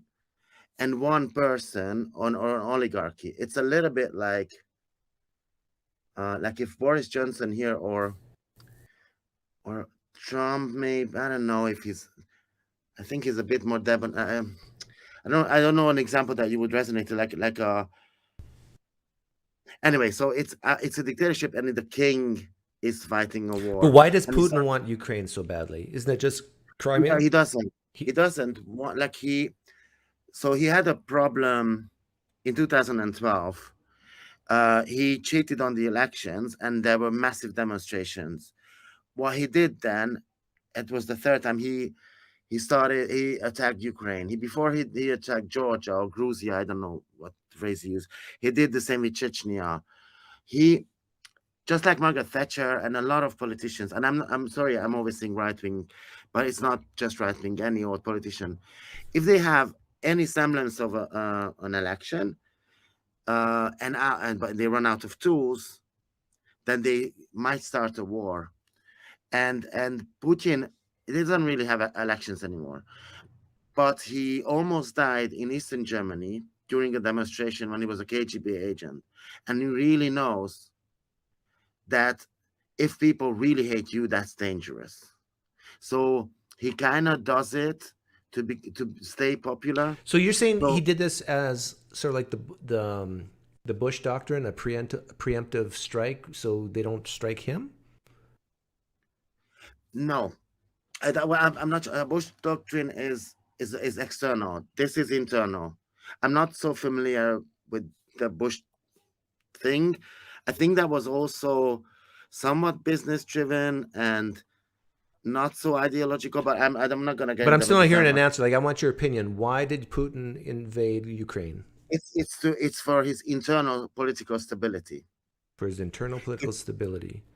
He thought because in 2014 he already went there and occupied territories without any resistance, and he thought it's gonna be the same. And even apart from the Americans, everyone thought it's gonna be the same, and that would be a big boost to him because the economy is going down. People really don't like him anymore. Oh, And so you're saying by invading Ukraine, he gets more popularity in Russia? yes, that's what I mean. Yeah. Internal. It's an internal problem, not an external one. Like the Bush doctrine, the Iraq War. I think it was America as an empire. This was nothing to do with any empire. It's just to show, to have another badge. Because, and also if there's war, even a lot of people who don't like him will see criticism of him or the Russian state or war as treason, which is kind of an interesting question. If like your friend is at the Ukrainian front, but you're really against Putin and the whole war, you still will, like, you're not gonna be happy if he dies. So like the war changes things, like people are dragged into it. And he did it. This is his fourth war like this. This is his first big failure. But surely he could have seen that the world would come to Ukraine's defense, and he won't. No one did. It was very if his plans were right, he could have occupied the whole thing in 2 days. What he didn't know, and the Americans did, the Americans were saying it, but I didn't take them seriously, is that Ukraine was learning, because there's a war from 2014, a slow war, but there is a war. And they learned all the Russian tactics. So what everybody thought, Ukraine will fall in 2 days, and then that's that. But because they survived, because I'm not going to get into military, you can look into that, but they learned about how to move around their anti-air defenses. And the Russians are really good against static ones in Syria. Mainly because Ukraine withstood the initial phase. That's when the first weapons arrived 6 months later. So it wasn't that. Now, of course, the West supports it, but it wasn't that. It was a big surprise to everyone that Ukraine withstood the 200,000 people and all of that. So there's no what's the way out for Putin? Like, how does he save face at this point? There is no like, it's victory or death. I think it's like, what's the way out of Hitler when it's 1942? Oh, you think he's going to commit suicide? No, what I mean is like, because they're not going to win. No, most probably he's gonna be suicided. That's the Russian way. Like he will decide that two people will grab him and shove him out of a window because he wants it. I don't know, but what I mean is like, he's out of options. Yeah, like it's really, like the United States has decided not to let Putin win, so he won't win. That is true. There's no way he can win. Well, I don't know that, because war is war, and there's a fog of war. The state of Arizona could beat Russia. We don't even need the rest of the union. That's true, but you're not fighting Russia, right? What's that? So, but you're not fighting Russia. The state of Arizona has all the weapons and F-16 and whatever, and Ukraine has a lot of weapons, but they don't have jets. What they have from the U.S. is information, a lot of other things, but it's not part of. Yeah, I understand what you're saying. But so yes, what we know and what we didn't know 2 years ago, that NATO would take 5 minutes to beat Russia. We thought 2 years ago, everyone in the world, that Russia is the second strongest army in the world. Turns out it's the second strongest in Ukraine. Oh, I hope you got a bunker to hide in. You're in the UK. Okay, you're safe. Yeah. The United States protects the UK too. Well, we won't let anything happen to you. Well, thanks for coming on, Peter. Thank you for listening to my rumble. And I love your show, by the way. Okay, thank you very much. Take care. How do I leave? By me booting you.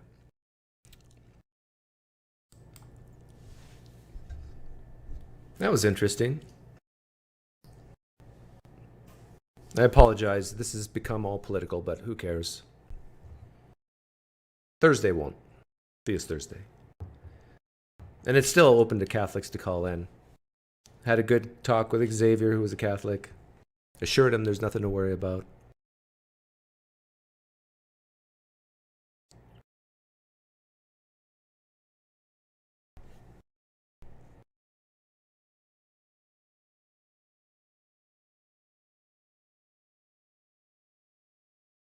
It's interesting. He said that Ukraine was a very corrupt democracy. Very corrupt democracy. Keep that in mind over the next 2 years.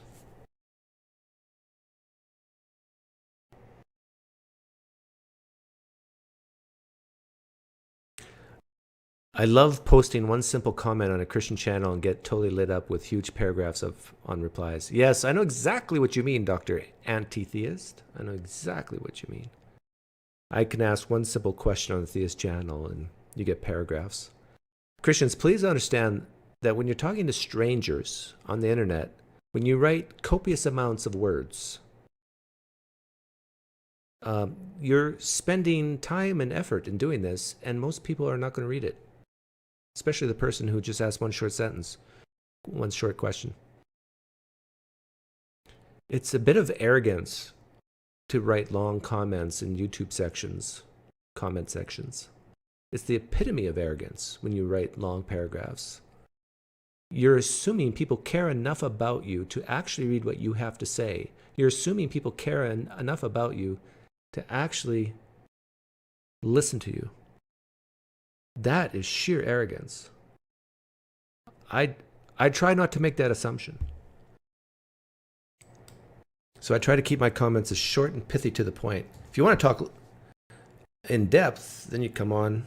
It has to be face to face, in my opinion. Has to be.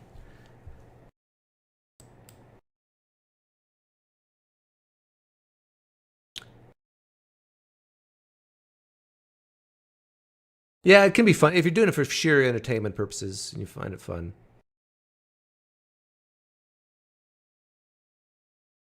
But let me, if you came late, to sum up the title of this, Catholics Be a Little More Dead Inside. I think the nuns of Perpetual Motion, what they're trying to do is backfiring. It's stupid. If they want to, if their goal is to have people respect, accept, and love them, it's not working. If your goal is to have people hate, detest, be offended, then it is working. And to the Catholics, I say, don't let the nuns of Perpetual Motion manipulate your feelings.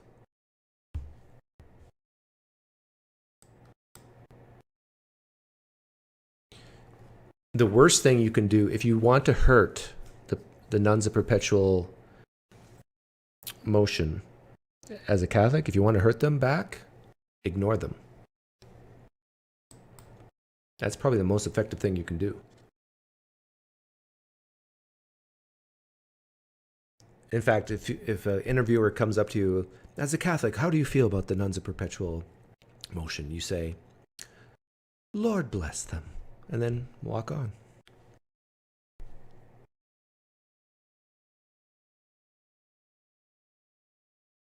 Yes, Robert Barron is waiting, but I thought I would let the little people come on first.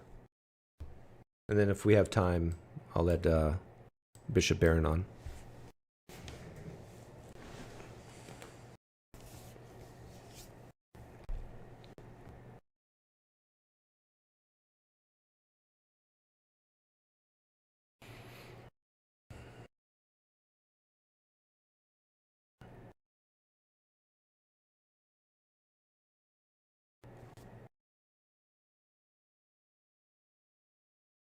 Bless their hearts. I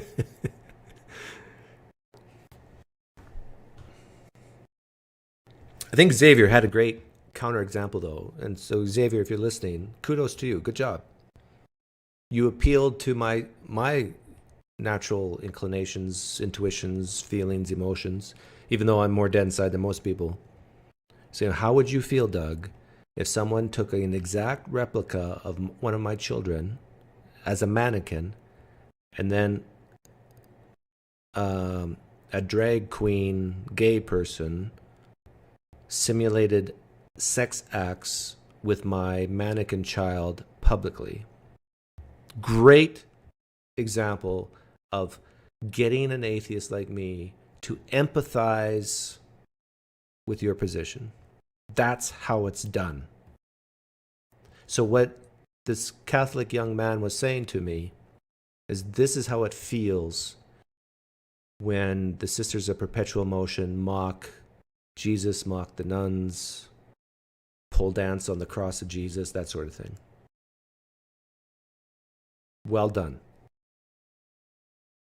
And this is how, and I think smart people do this, this is how you get people to empathize with your position.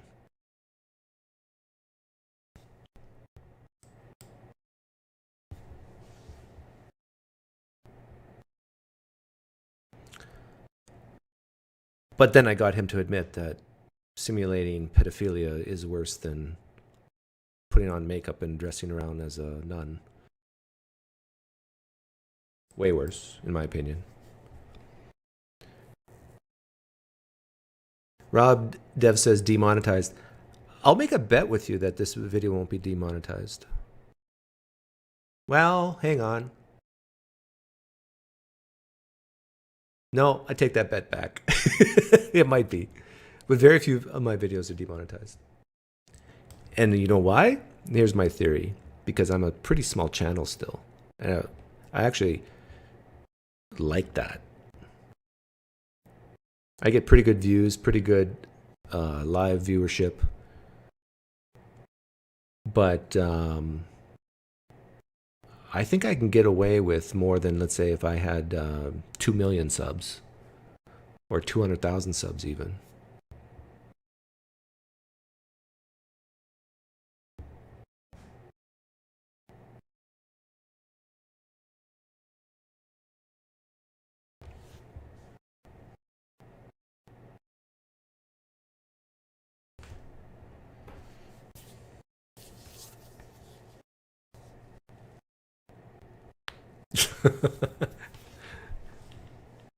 Very funny, Jeff.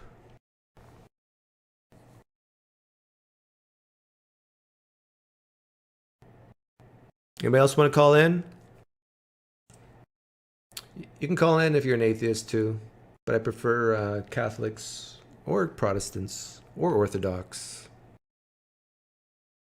If you disagree with me that you shouldn't be so offended, let me know why.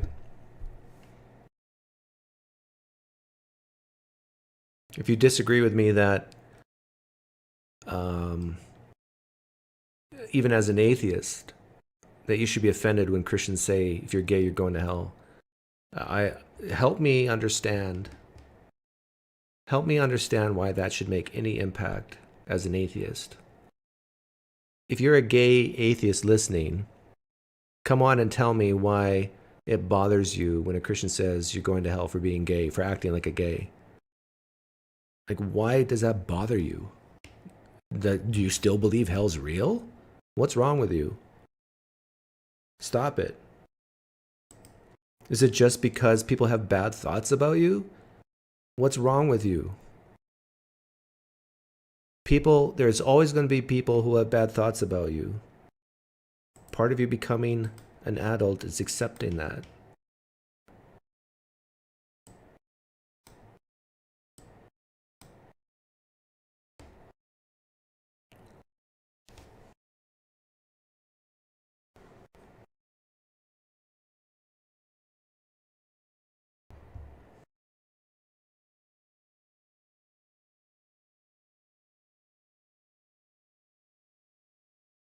What are you guys talking about? You're talking about me? I'll be watching the replay later to see it. He does tend... Who's he? Me? Fall for things like believing CRT is really what the haters say it is. What do the haters say it is?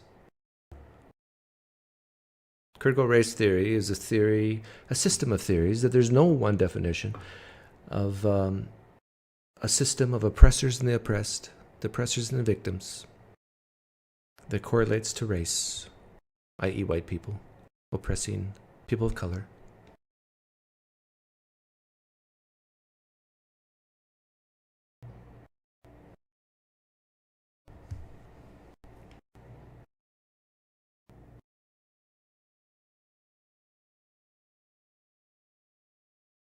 It isn't what people call you that matters, it's what you answer to. Wise words. Oh, good point. Yeah. For Xavier, if you're still listening, you brought up the slippery slope argument about how drag queens lead to pedophilia.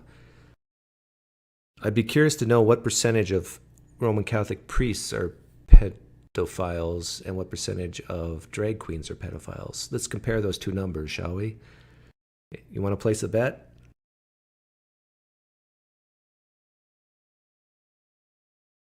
The haters say CRT is what they are teaching grammar school kids. The haters say... Oh, David Chamberlain, are you against CRT being taught to grammar school kids? I love this question.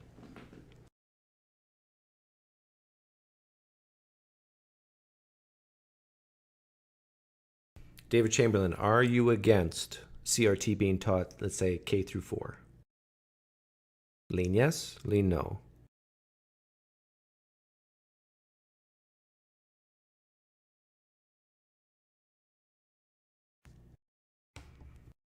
Just looking for 2 words, answer. Lean yes, lean no. Are you against critical race theory being taught? Very good. So whenever you see examples, if, I said if 3 times, if you saw an example of a K through 4 teacher teaching critical race theory, either in whole or in part, you would be against that, yes? I think you're... Well, you said you're not against it? I think would be silly. Oh, hang on. You said you're against it, now you're saying you're not against it. You just contradicted yourself. Take a stand. Your next answer is going to be the right one. I mean, the one you really go with. Are you against it? See, this is a trap question, David Chamberlain. I'm trapping you here. The question is, are you against critical race theory being taught through K through 4, either in whole or in part? Because I agree with you, it's very complicated.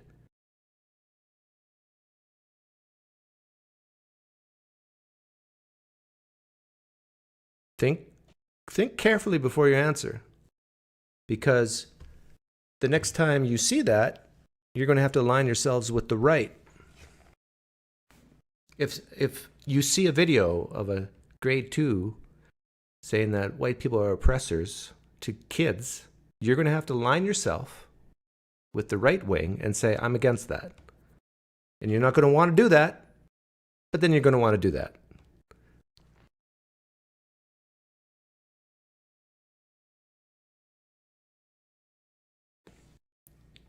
I have a feeling David's going to go radio silent now.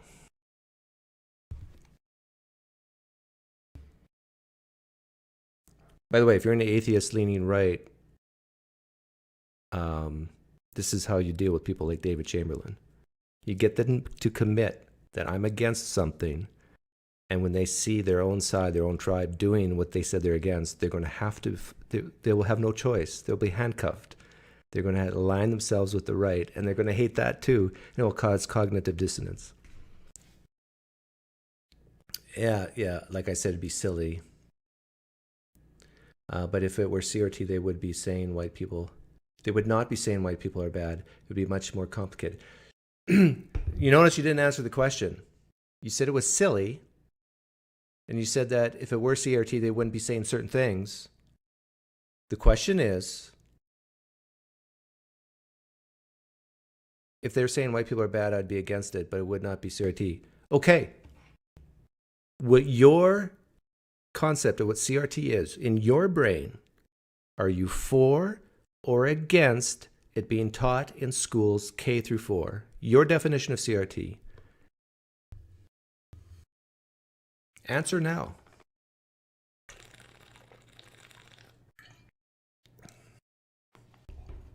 Don't say it's just silly. Just say I'm against it or I'm for it.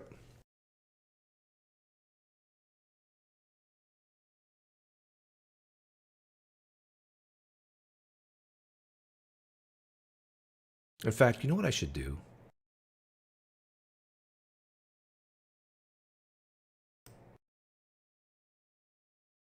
I got a wonderful idea. I had a so-called CRT expert on my other channel a long time ago.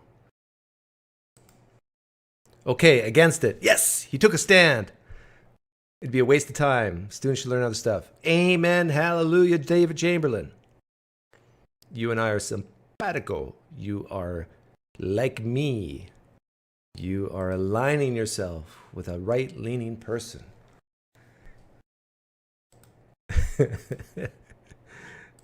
We came together. We can sing, we can hold hands and sing Kumbaya. But we'll leave the My Lord part out. Let's see if I can find it. It was one of my first live streams.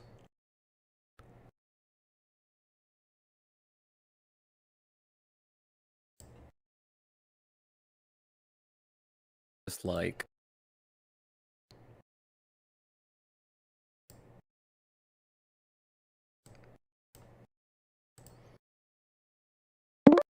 oh, as I was queuing that up, someone comes in.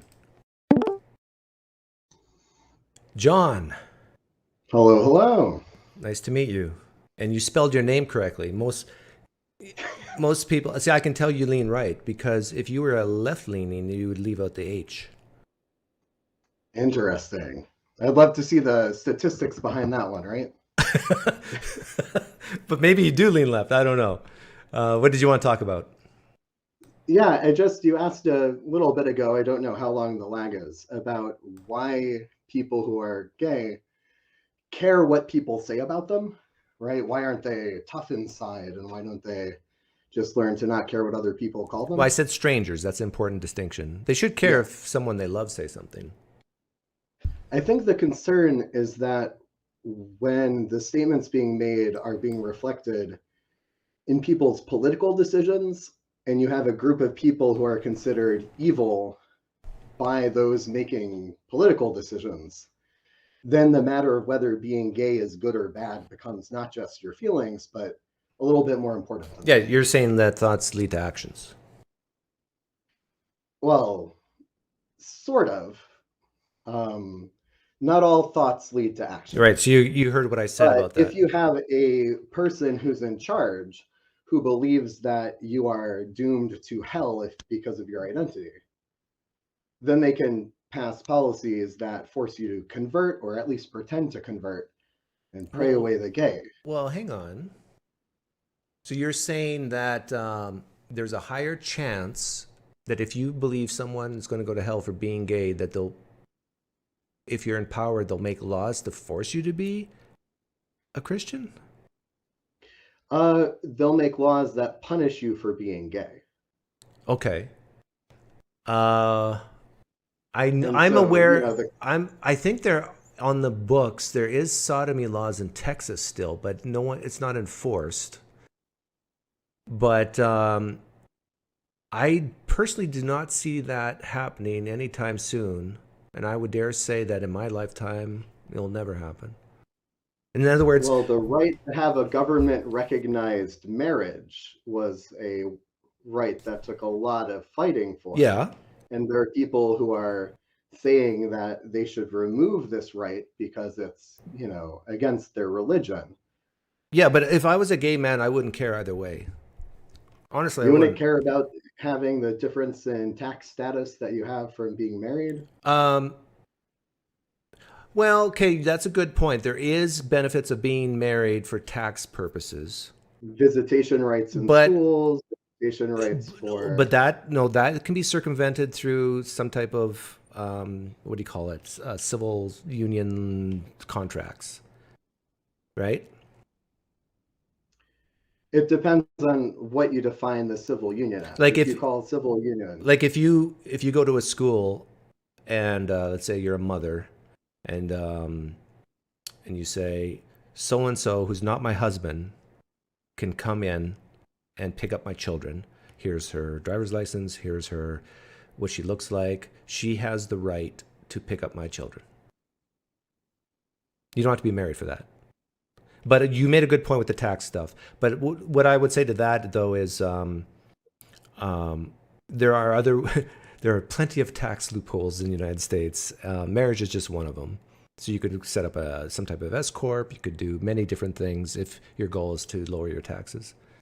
But I would say that in the last 100 years, or even since the United States became a country, there's been people who thought that gays will go to hell, deserve to go to hell. And yet in the history of the United States, I don't think it's even been close where there's been a law saying that you have to be forced to become a Christian. Not forced to become a Christian. You have, other ways of deconverting gay people besides changing their religion. Like what? You send them to deconversion camps, pray away the gay therapy camps. You're against deconversion or conversion therapy? Yeah. Are you consistent? Do you apply that to trans people too? Yeah. I think that. Oh, good for you. Somebody. Well, what would an example of a deconversion trans therapy look deconvert like? from a biological male to a female.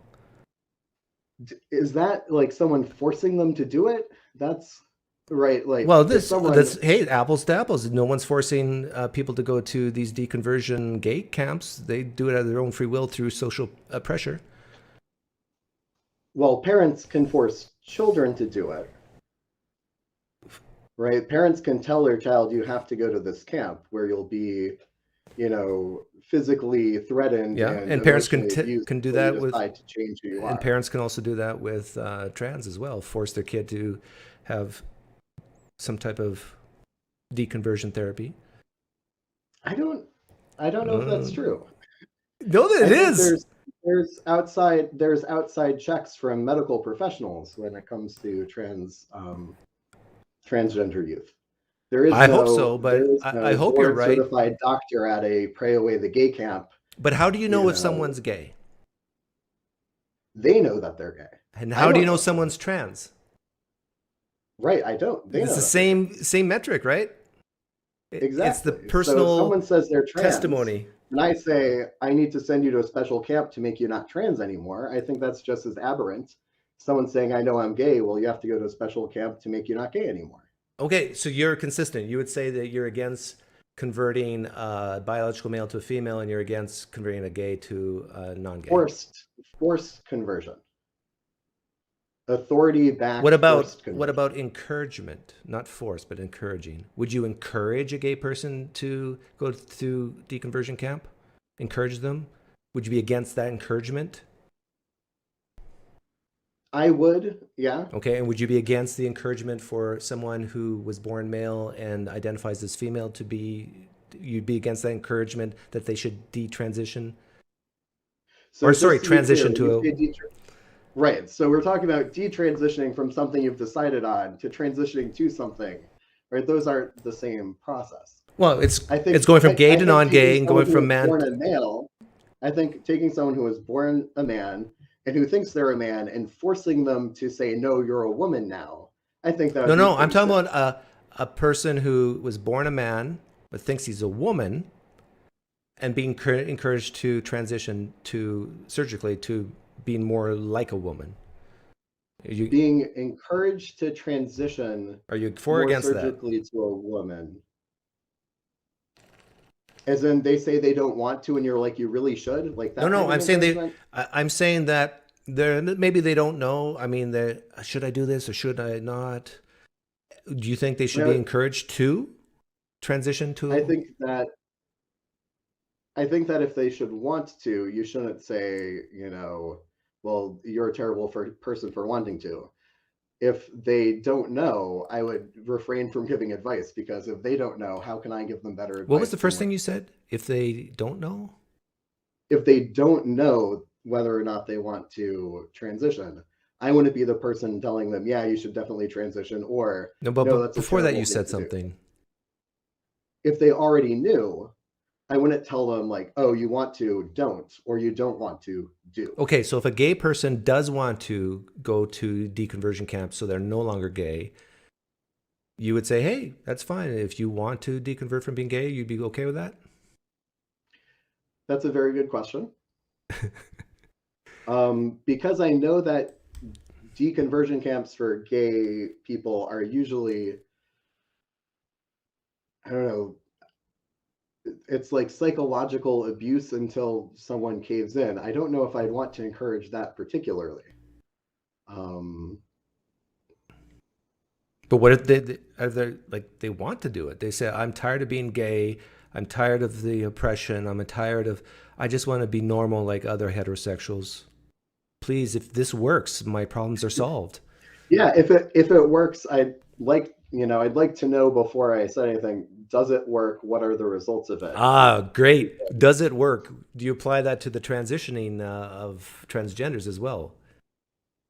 Yeah, and there are lots of studies that are, it's a hot topic now. So the studies are not as conclusive. And what as does maybe work? 5 years from now they'd be. What does it work actually mean? Because you need to do Are they long-term happier? longitudinal. Yeah. Right.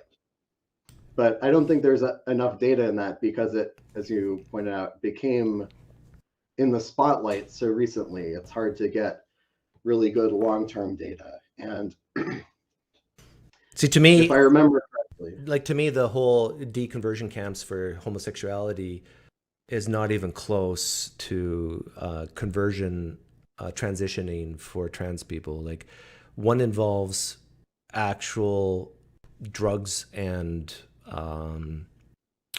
surgery. The other one is all psychological. It's praying, it's like meditation, it's like maybe hypnosis at its worst. But I don't believe in hypnosis. Yeah, really. but that sort of like drugs and surgery is for consenting adults, right? That's yeah, I agree, but it's still more major in my mind. Like I definitely shouldn't be used on kids. Yes, it's a much bigger change and it's a much more involved process, but that's why it is a more involved process. You don't get signed up for a week of conversion surgery over the summer and you come back and you're a different person, right? You have to go through lots of checks and you have to go through lots of permissions and consent forms and all of that. It's done step by step, so no one can just like radically do something without having these conversations about the long term, like what are you trying to get out of this and whatnot. Yeah. So it's not, it is more involved. Well, I agree with you. I don't think deconversion therapy for gays works. So yeah, I think that it works in that people know if I go here and I don't say that I've changed, I'll continue to get people trying to get me to do this. So I will pretend to be straight around my family who told me to go here, and then as soon as I can, move away and like never talk to them again, probably. But getting back to what you originally came on to say, I think people who are really religious, or let's say lean far right religiously, and are a politician, they probably want gays to go to hell. So they would never make any laws to help them become Christian because they just want them to burn in hell. Like right, but they make laws that make it harder to access. The rights of marriage was a big one. Yeah, to me that's not a huge one. Yeah. Well, that's because you weren't the person who was being told. To me, the marriage one, I'll grant you gave a good argument with the tax thing, but to me, it's more like I want to be normal like other people. If they get to be married, then I want to be married. No, it's like a sob story type thing. 150 years ago, if you had wanted to marry your current wife and you were told you're not allowed to because she's a person of color, be okay. I'll just live with her anyway and not get married. That's fine. Yeah. I've been okay with that. Now, I would not be okay if they came to my house at night and then wanted to kill me or my wife or partner. But so people were saying we should, kill interracial defilers of the true white, Aryan race. Yeah, I'm against that. Would it matter because it's just words, and until they try to kill you, you don't care if they're saying that they should kill you? Oh, if they come out and say it, like. I'm all for free speech, freer speech, but there is a line where if you actually incite violence and say, let's say you have a following and you say, go kill PineCreek, he lives here, let's do this on this night. I mean, yeah, I'm against that.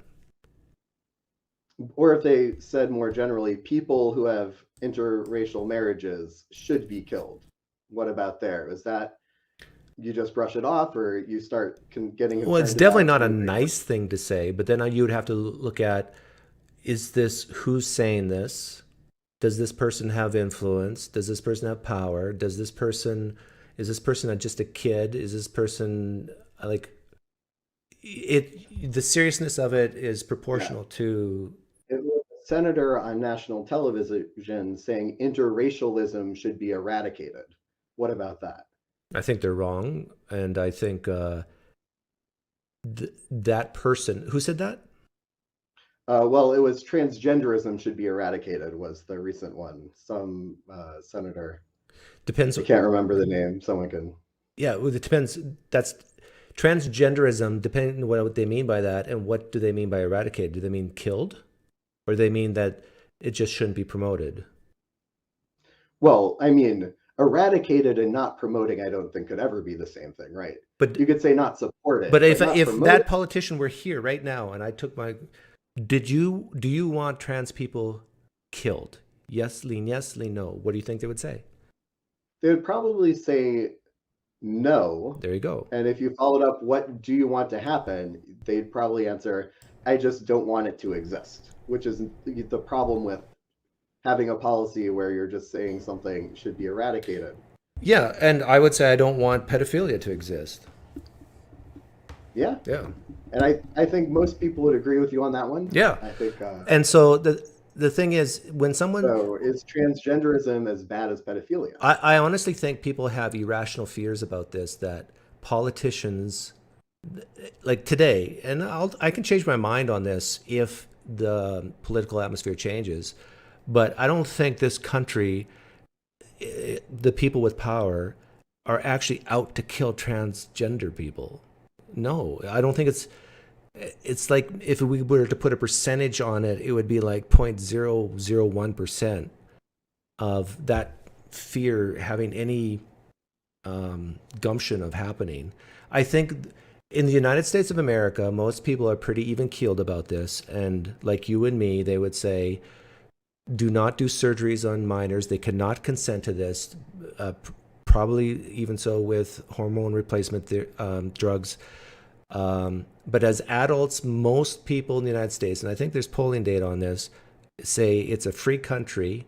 If you want to take body parts off or on your body after the age 18, then go for it. But don't expect other people to pay for it. That's a pretty middle. Not even killed ones, right? The problem is the not even killed people, and when they see public, sometimes government originating support for their particular hatreds, they will feel more empowered to engage in their hatred. Right? So when someone says, but name a politician who, there's no politician, I think, that has said kill trans people. Right? We're agreed on this. They don't say kill trans people. They say transgenderism should be eradicated, and then they don't do things to support vulnerable then you have to ask them what they mean by that. And I think what they mean by that is... I would have loved to be there to ask them. Yeah. I wasn't at that hearing, you know? And if I were, I don't know if they'd answer.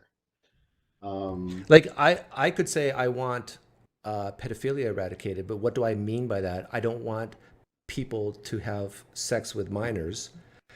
So that I'm not for killing pedophiles. I'm for maybe putting them in cages, but maybe if they want to die, maybe execution is the more humane way to go. But with trans people, like, I think for most people, for not most, a lot of people, it's just icky. They can't relate to it. They think that it's harmful, especially for kids. But I think most people in the United States would say, hey, if you want to make your life worse, you're free to do so. Like they think transitioning is making their life worse. Now, they could be wrong about that.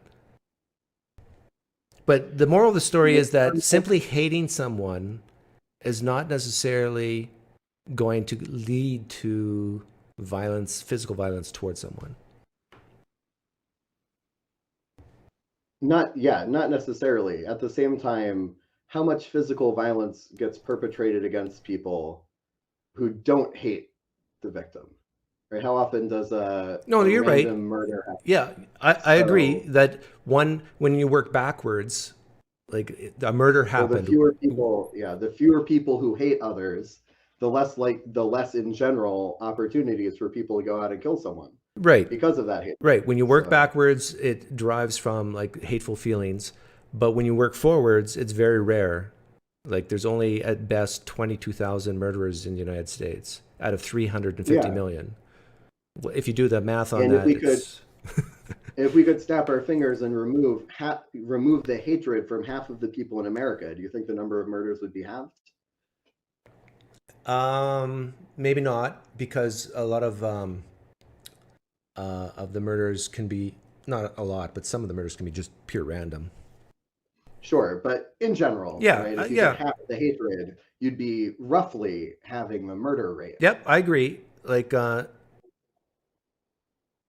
but if you want to focus on reducing murders by reducing hate, who should you be focusing on?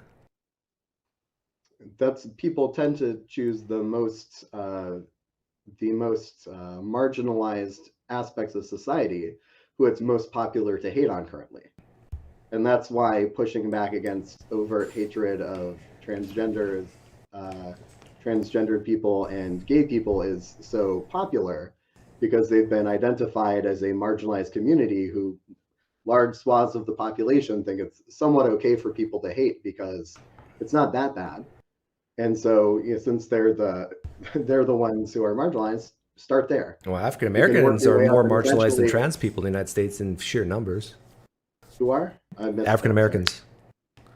Well, there's a lot of people saying that you should stop devaluing African American lives too, and look at how angry that makes people. But 50% of the murders in the United States, people are going to call me a racist when I say this, but it's the truth. 50% of the murders in the United States are done by African Americans. And why do you think that is? No, because they have hate, John. That's what you said. They have hate for each other? Well, didn't you say hate leads to violence? Murder is violence. Yeah. So how do we reduce the hate in African Americans? So, well, there's a lot of things. I believe a lot of the gun-related deaths in urban centers are caused by gang violence. Gang violence is usually caused by overwhelming poverty and a feeling of hopelessness. And so rather than applying yourself at school to be hopeless, you might as well join a group of people who seem ideologically on your side. So reducing poverty would help reduce. What's the best way to reduce poverty, in your opinion? That's a very good question. And if there were an easy answer I could have, other people I have an easy answer. What would that be? Don't reproduce. Work hard. If you're in poverty. That's true. Very simple answer, but people hate hearing that because it makes them feel icky. Well, because how do you enforce that, right? It's hard to. You can't. Well, you can legally, but then that becomes like become China. Yeah. From but the best way to do is through shaming. But if you do shaming, you have to shame marginalized people, and a lot of people on the left don't want to do that. Or you have to shame everyone, and then hope nobody notices that there's a disproportionate impact on a particular group of the population. Or you could hold the parents responsible legally. That might have an impact. So let's say an 18-year-old kid kills someone. The kid gets caught, goes to jail for the rest of their life. The parents get 1 year each. That parents would think twice before reproducing. That's true, and if you cut off everybody's hand for littering, then people. Oh, come on! Let's not be that extreme. Not particularly a good solution, just because it would be effective, right? Yeah. No, I agree. Like, that might be a little over the top. Increasing education, increasing sex education. What exactly? I've heard this often, but I think it's a bit of a platitude. But what can kids learn through sexual education that will decrease, let's say, teenage pregnancy? The biggest ones are how contraceptives work and where to get them, and dispelling a lot of the sort of folk knowledge about sex that if you've never just had a class about here's how it works, people are likely to believe in. So, you know, you can't be pregnant unless you're on your period, or, you know, sort of nonsense that people hear, and it's not true, but if they're not getting better education from anywhere else, how are they going to learn the right thing? Yeah, if they're not getting an education from anyone, like I would say that it's the parents' fault again, because the parents should be telling their kids about contraception, about periods, about. That's an issue in the education world, is that should doesn't mean anything, right? They should, but the people who have actual sort of power to determine what gets taught to children are schools. No, right? No. You can't tell a parent you must do this, because like who's going to check? But you can tell a school this is the curriculum. Oh yeah, okay. Yeah, you can tell a government school to do that. Yeah, right. The people can. So that's, you know, particularly how contraceptives work and where to get them would be the biggest thing in reducing teen pregnancies. But you got to, and that's something that's not going to be touched in an abstinence-only sexual education. But if I program. gave out free condoms and free contraceptives to every impoverished teenager in the United States, do you think teenage pregnancy would drop? Yeah. By how much, I wonder? I know that there have been studies. Because you got to use it, right? Yeah. So there have been studies shown looking at the sex education, the access to contraceptives, and the cost of contraceptives, and the teenage birth rates of different communities. I do not have them on hand, but it's out there. And yes. But what if the teenage girl in poverty wants to get pregnant? She's not going to use the contraception. Yeah, but if the teenage boy doesn't want to be a father, he can help fix that problem on his end, right? Yeah, but what downside is it to be a father if you can just run away, not pay any child support or anything? But there are consequences for not doing that, right? Well, no. Let's say the boy says, "I do not consent to being a father. Go get an abortion," and the teenage girl says, "No, I want to keep the baby." Well, if he had unprotected sex with someone who is also not protected, then where does he get off saying he wasn't ready to be a father? Oh, see, this is the abortion argument, right? Like, have you heard this before? This is. I don't know if I've heard it worded this way. If a woman has the right to choose whether she terminates the pregnancy or not, shouldn't the boy, the man, have the right to consent whether they want to be the father or not? And if you say no, you're a sexist. I think the idea is that so you're saying that he assumed that the girl was on birth control. So he did No. I'm even saying assume no birth control is involved, and they have coitus, but still the chances of getting pregnant from coitus is like what, 15%, and they given a shot, like just at random. So the boy says it's like 20. What I remember is 75. Just no protection was 75% effective at birth control. No, I'm saying no birth control. Like, yeah, that's so maybe 25. Yeah, it's still by far the minority. So the teenage boy says he's just rolling the dice, having coitus without a rubber feels better. 75% chance she's not going to get pregnant anyhow. And then she gets pregnant, and the boy says, "I don't consent to be a father. Go get an abortion, lady." And if you don't get an abortion, you sign a piece of paper saying, "I don't have to pay child support." This is the abortion argument reversed towards the men. Like, if the women have the right to choose, the man has the right to choose. Being a father is a social responsibility, and giving birth is like a physical reality. No. You can't use that as a cop-out. It is the right to choose to be a mother. If that's a right, then it's a right to choose to be a father. If the woman has the right to abort or not, the father has the right to be a father or not. The phrasing abortion rights as the right to decide to be a mother is, I think, misframing what the main case for. But have you ever heard that before? That argument? I have not heard that particular. It's a very powerful argument, and a lot of people on the left have realized its validity and have said, yeah, Doug, you're right. Like if a guy gets a woman pregnant and does not consent to be a father, he should be waived of that right. It should be in writing, and then he should not be demanded to pay child support because he did not consent to be a father. If he didn't want to be a father, isn't it his responsibility to use contraception? Well, then the mother, you've got to apply that to the mother too. And so, so let's say the mother uses contraception and still gets pregnant. She has the right to abort, yes? Right, but that's not about being a mother or father. That's about being forced. It's about to having a carry kid pregnancy. and being responsible for the kid. You don't have to use the term mother or father. If the woman has the right to determine whether or not a kid comes into fruition, right, the father should have the same right. The father should have the same right to say, I don't want this kid to come to fruition. Just like a mother could say, I want an abortion. Basically, the father has the right to say, I want an abortion as well. And if you say no and I say yes to an abortion, then you got to sign off, waive off the rights. Yeah, and that's why you have to reframe it to be about motherhood and fatherhood when that's not what the abortion problem is with. Right? I think we understand each other. You're just being difficult now. The term, the father can have the right to an abortion. But the abortion is about the woman's right to decide what happens to her body. It's not about whether or not she. It happens to the man's body too, in his mind. What happens to the man too, in his mind?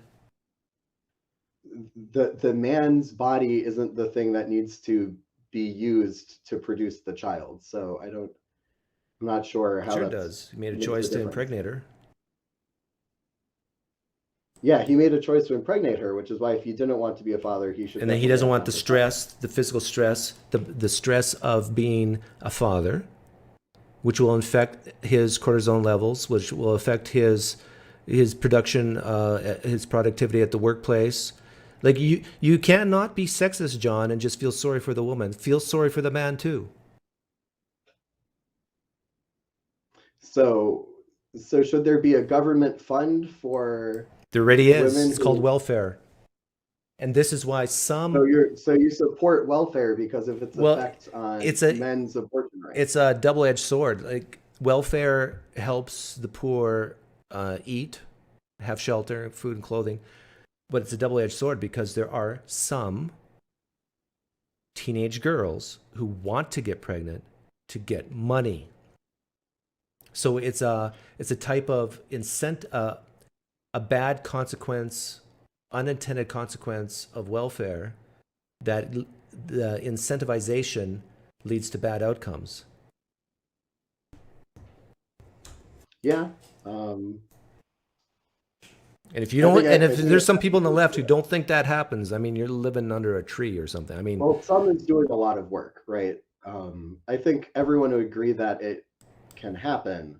I think the main argument is over how often and to what extent it happens, right? I don't think anyone would say it never happens. I think the left says it doesn't happen nearly as often as people with stereotypes about welfare users seem to believe it happens. And people on the libertarian side say, well, because it can happen, welfare shouldn't exist at all, which is, the extreme anti-government take. The good news is, no matter what, teenage pregnancies are going down. Well, I think it upticked during COVID years, but there was nothing better to do. Yeah, but overall, the last several decades, it's been trending down, and I think that's because of education, and people are realizing that you can have a better life if you don't have kids when you're poor. Yep, I agree. All right. Well, thank you. Okay. I'll let you. Nice talking to you, John. Rolling. Have a good one. See ya. The father should have 100% legal say. Yeah.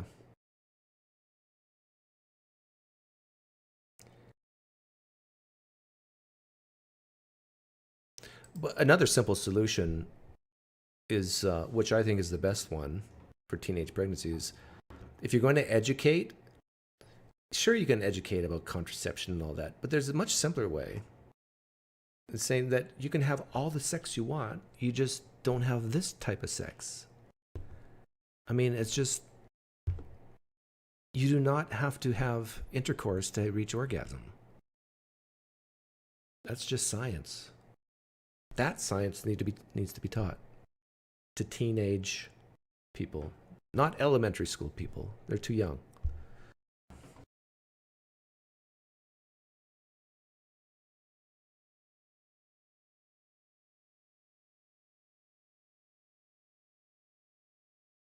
Welfare shouldn't exist. Leave it for the churches and the nonprofits.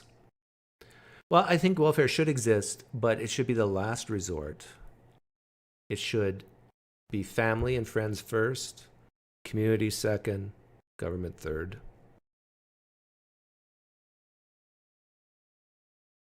Because the accountability is strongest the nearest people are to the situation, and then the community, extended family, community, government's like, does the government really know this lady, know this guy? No. It's like, all they know is they signed a form.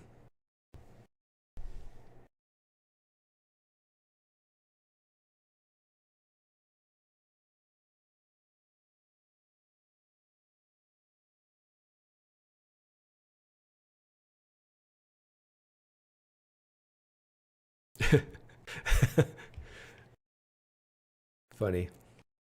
Actually, being a nerd nowadays is very attractive.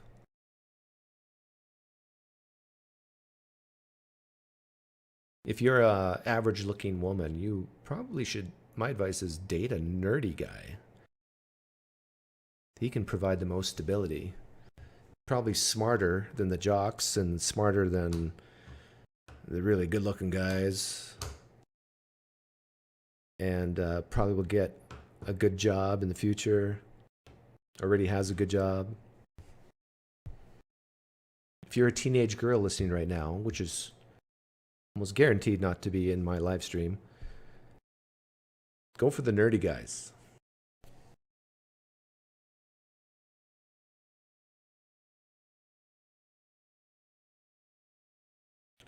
I doubt it's 500. I've seen that, but that includes so many other stuff. Just if it's barely linked to the jail system, it's closer to like the national average is closer to the 28,000 a year, 30 to house a person in jail.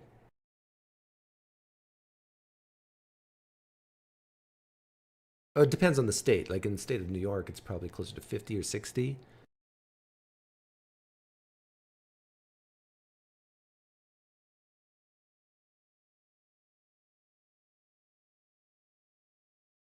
Yeah, I can do that, Red Olympus.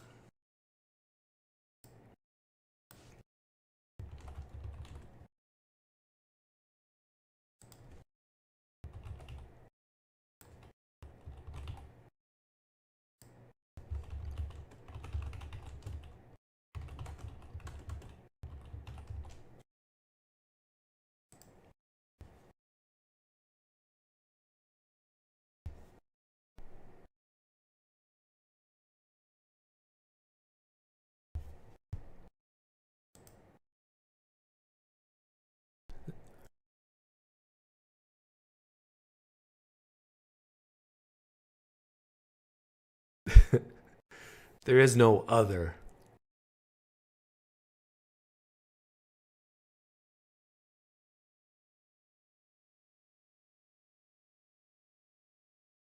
I don't vote. I've said for years that in YouTube channels, atheist YouTube channels, it's 65% left-leaning. All the left-leaning people have already left. They don't like hearing what I have to say. Hurts their feelings. But there's still 54% of you left here.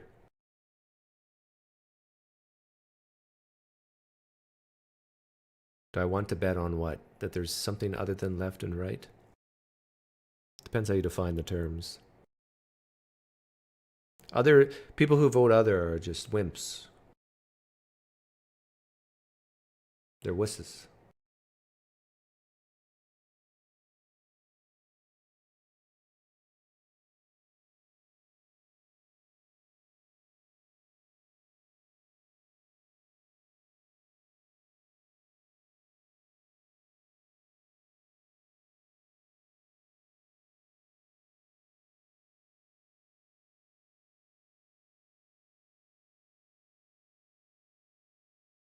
I know there's going to be issues where some people lean left on some things, right on others, but this is overall. If you were to set up your own metric system, give your own weighting.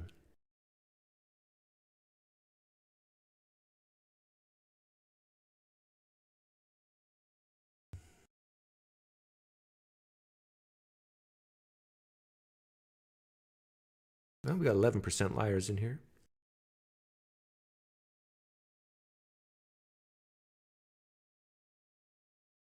Look what I said. I said this like an hour ago, 65%. I also just said it now, but am I good or what?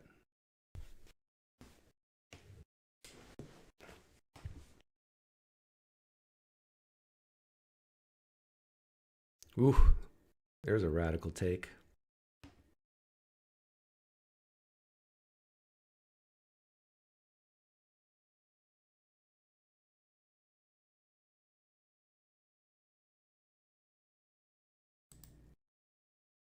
Okay, anybody else want to hop on? Do so now or forever hold your peace.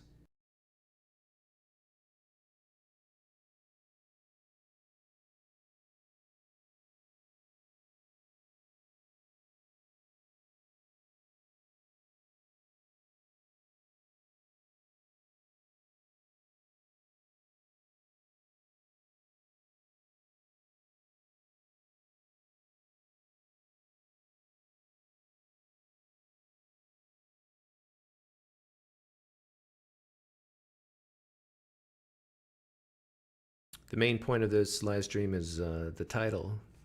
Try to be a little more dead inside. Trying to be stronger. Try not to care so much what people think about you.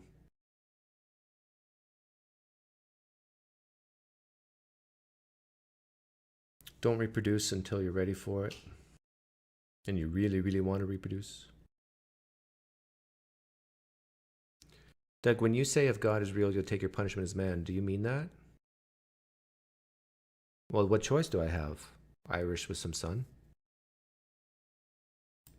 If there is an actual hell, if there is an actual entity called God that has these omni properties and has set up a system where some people end up in hell, and if I end up in hell, then what am I going to do? Cry about it?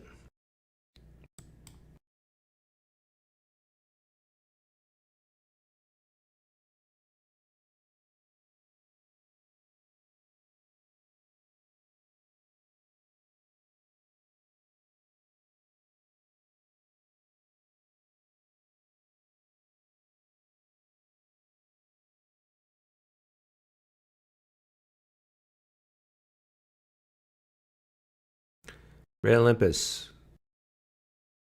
stop being so anal. I think you know what I mean by left and right, politically.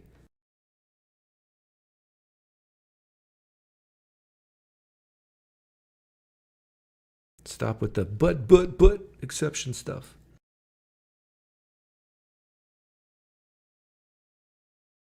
Are you a Christian, Irish with some sun?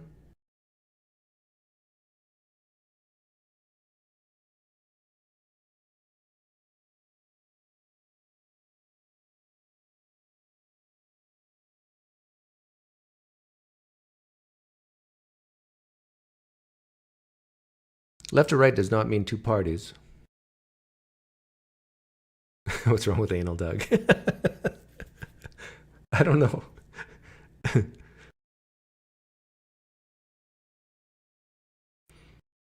Oh, Red Olympus, you're just being annoyed. Relax. You don't think you're a Christian? When I asked you if you're a Christian, you said, I don't think so? What does that mean?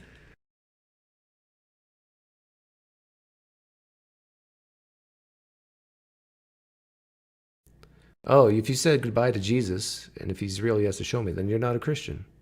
You're going to hell. You probably deserve it, too.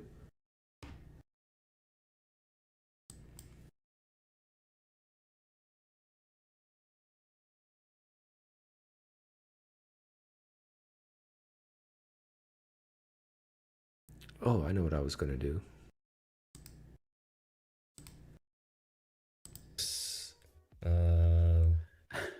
your passions. Sure. Yeah, I teach at the undergraduate level, have for about 10 years now. My background is in analytic philosophy, primarily moral, meta-ethics applied. I've taught a lot of different courses. I am currently working on a PhD in education with a focus in moral education. Specifically, I'm obsessed with the issue of luck. Yes, I do know a little bit of Ryan. Did you spell that right? You talking about that woman, Ayn Rand? About objectivism? And how we think about it and how it impacts our thinking about issues like meritocracy. But I also, they can believe in morality, even though God is very bad. You don't like James Lindsay? From China, bells from communism, that there is all sorts of weird influences in the world. But this is more like a level of conspiracism that I think anyone would want to actually sign on to. Promoted the... And so just to say there's one CRT definition. Here we go. And so people always give me grief. You don't even know what CRT is. Define CRT. Challenging him on that in Listen to particular, this. though he doesn't really do debates, so good luck. Yeah, people have asked me to define CRT whenever I talk about it, and I don't talk about it very often. Sure. And one of the first things I say is that there's many ways to define it, look at it, and so just to say there's one CRT definition or theory is wrong. Would you agree with that? Yeah, it's a cluster of theories, right? It's not just like, one theory, but it is, it's a group of theories that are sort of focused on, I think, the broadest way to put it would be a group of theories that are focused on explaining and addressing ongoing inequities of various sorts, some arising from historic issues, and it, emphasizes a couple of key concepts. It was interesting. I just caught that he said some rising inequalities, inequities, some arising from social issues. I think that's what he said. Some arising from just the way you were born. Like if you're born with a low IQ, or if you're born with no legs or no arms, or if you're born blind, there's going to be inequities. Concepts like race being a social construct, intersectionality, like the intersectional nature of identity, the way that you can have kind of systemic inequality without having individuals explicitly acting openly, racist or bigoted in whatever kind of way. Those kind of things that I think for the most part we all have bought into, and then the debate is sort of about degrees. And As he said, most of us have bought into. Really? And where we should be teaching these things and how. Yeah. So is it possible to define it in one sentence? Here we go. Yeah, so it's, a set of theories that arose in the 60s and 70s meant to explain why systemic inequality was persisting despite nominally race-neutral laws in America. Okay. And in order for CRT to be a thing, race has to be a thing, right? Right. So you have their explanation of race as a social construct would be, they are attempting to take apart the previous version, which would be the kind of eugenicsy biological account of races that I don't think not a lot of people, right? Nick Fuentes for sure, but like most individuals these days are not going to sign on to the biological account of race. You have, of course, your race realists. So what is race then?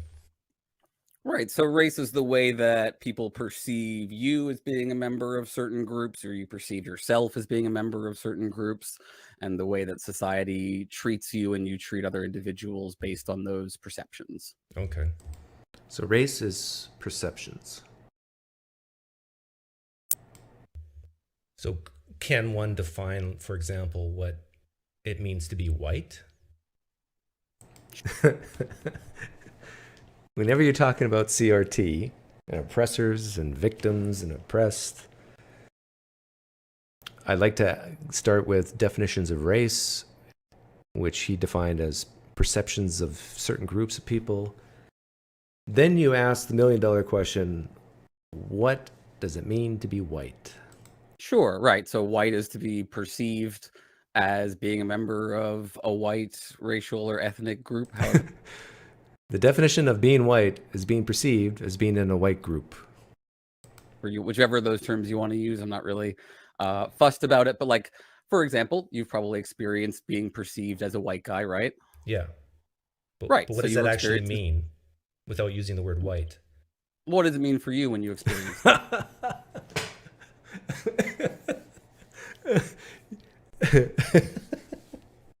It's been a long time since I watched this, but it's only 6 months ago? It feels longer than that.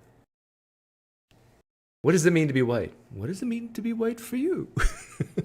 This is very similar to like, what is a woman? What does being a woman mean to you? That Well, I'm asking you first.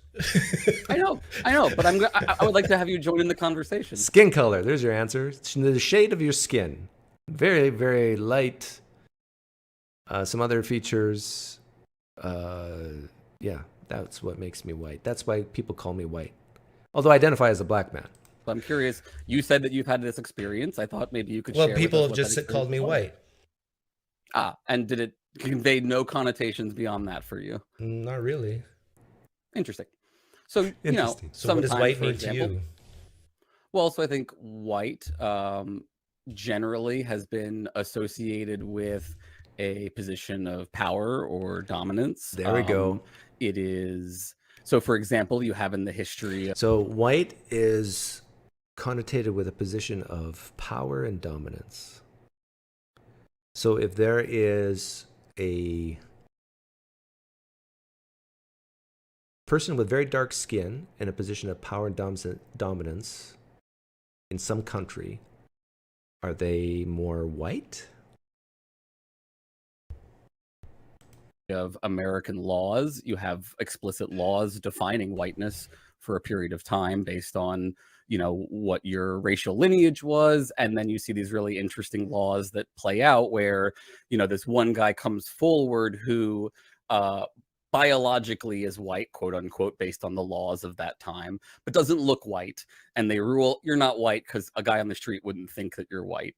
Whereas another guy comes along and he says, you know, I'm not biologically white. I'm actually, I think Japanese was the guy, but he looks white. Oh, there is? If you say you're not biologically white, that means there is a biologically white? Passes white anywhere, anytime. Also gets denied whiteness. And this is during a period where like being white means you get to like have more rights than other people. So they were trying to essentially have all the rights of everyone in the country at that time. Well, like so, I would define yeah. white as a skin shade. Right. And so then you have complicated questions about like what shade, and are there individuals who might have that shade, but also like might look like me. And so for some individuals would code as being Jewish, and are Jewish people white? Complicated. What? Are Jewish people white? Yes, right? Intersect. That's intersect. Except for the African Jews. I still don't see Jewishness as being a race. Intersectionality for you, right? You have these complicated questions. So, you know, race isn't merely skin color. Skin color is part of it, but it's more of a, like I said, a social construct that includes skin color and a bunch of other assumptions like about power. Individuals, like power, like intelligence for some people, like you know, psychological or So does white personality mean dispositions. more power and white mean more intelligence? No. So it might white would. Whoa, he said no. You catch that? See, I purposely linked those. Well, he said it, but I linked the two together because I think he believes that white is associated with power, privilege, but not intelligence. But he said no to both. Well, hang on. Maybe he'll clarify. Generally mean is that individuals have historically had certain kinds of power, and so have historically. When they CRT proponents say they have historically have had power, what time frame are we talking about? Historically, it can go back from one day to 200,000 years ago, when Homo sapiens first entered the scene. Like if you go back 100,000 years, let's say from 200,000 years ago to 100,000 years ago, did white have historical power? historically benefited from those things, and so can potentially benefit from things like white privilege in the present, which is I don't love the term privilege. I much prefer the term luck. But if you are looking for like concrete examples, right? The classic example is going to be, during a period of time, I would say it probably is still the case, but it depends. You can debate that. But if somebody, is more likely to get pulled over because of their skin color, let's say, right? Not an unreasonable hypothetical. That would be a kind of privilege. If one person is less likely to... Another good question to ask people on this topic is, where does privilege come from? That's a dangerous question that I think I don't think I asked it here, but I should have asked him that. Where does privilege come from? Why does privilege exist? How do you get privilege? To be pulled over, less likely to receive a ticket. Hypothetically, that would be a kind of privilege. Where do you think white privilege comes from? I did ask it. What do you mean? How did it start? Where? Like ontologically, Yeah. or like where did the concept come from? Yeah. You notice how he looked up and to the left? How did it start? See? What do you mean? How did it start? Where? Like ontologically, Yeah. or like where did the concept come from? Yeah, where did white privilege come from? So white privilege arises. So this is going to be like a longer conversation, right? But you're going to have a historical series of events around the 1500s, where you have this transition from feudal systems towards more imperial colonial systems at that place in time. You're starting to see the beginnings of So what he's saying here, white privilege came from people who are associated with whiteness making guns before other people did. Modern industrializing, that sort of stuff is all sort of takes around that time. The concept of race as we understand. Although I seem to remember the Chinese developing guns before the UK people. Is that true? That in the modern world was constructed over a long period as a way to justify treating certain individuals as more or less like persons.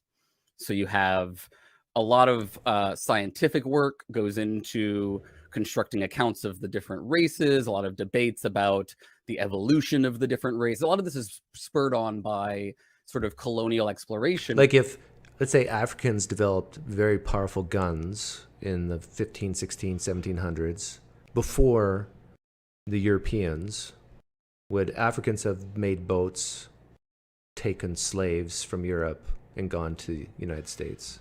And whites would be the slaves. Where you start meeting people who are uncomfortable questions to ask, very, very different than you, and you start asking a lot of questions about why, and like, how does this cope with, how does this deal with the fact that the Bible tells us there's just this one lineage? You get a lot of stuff happening then, and it's all tied in with sort of the rise of modern capitalism, the rise of kind of what we would say, quote unquote, Western or European colonial power. And then you have hundreds of years of, that racially justified exploitation, extraction of wealth, consolidating of wealth. So you notice he ties everything, the white privilege, racism, to capitalism, colonialism.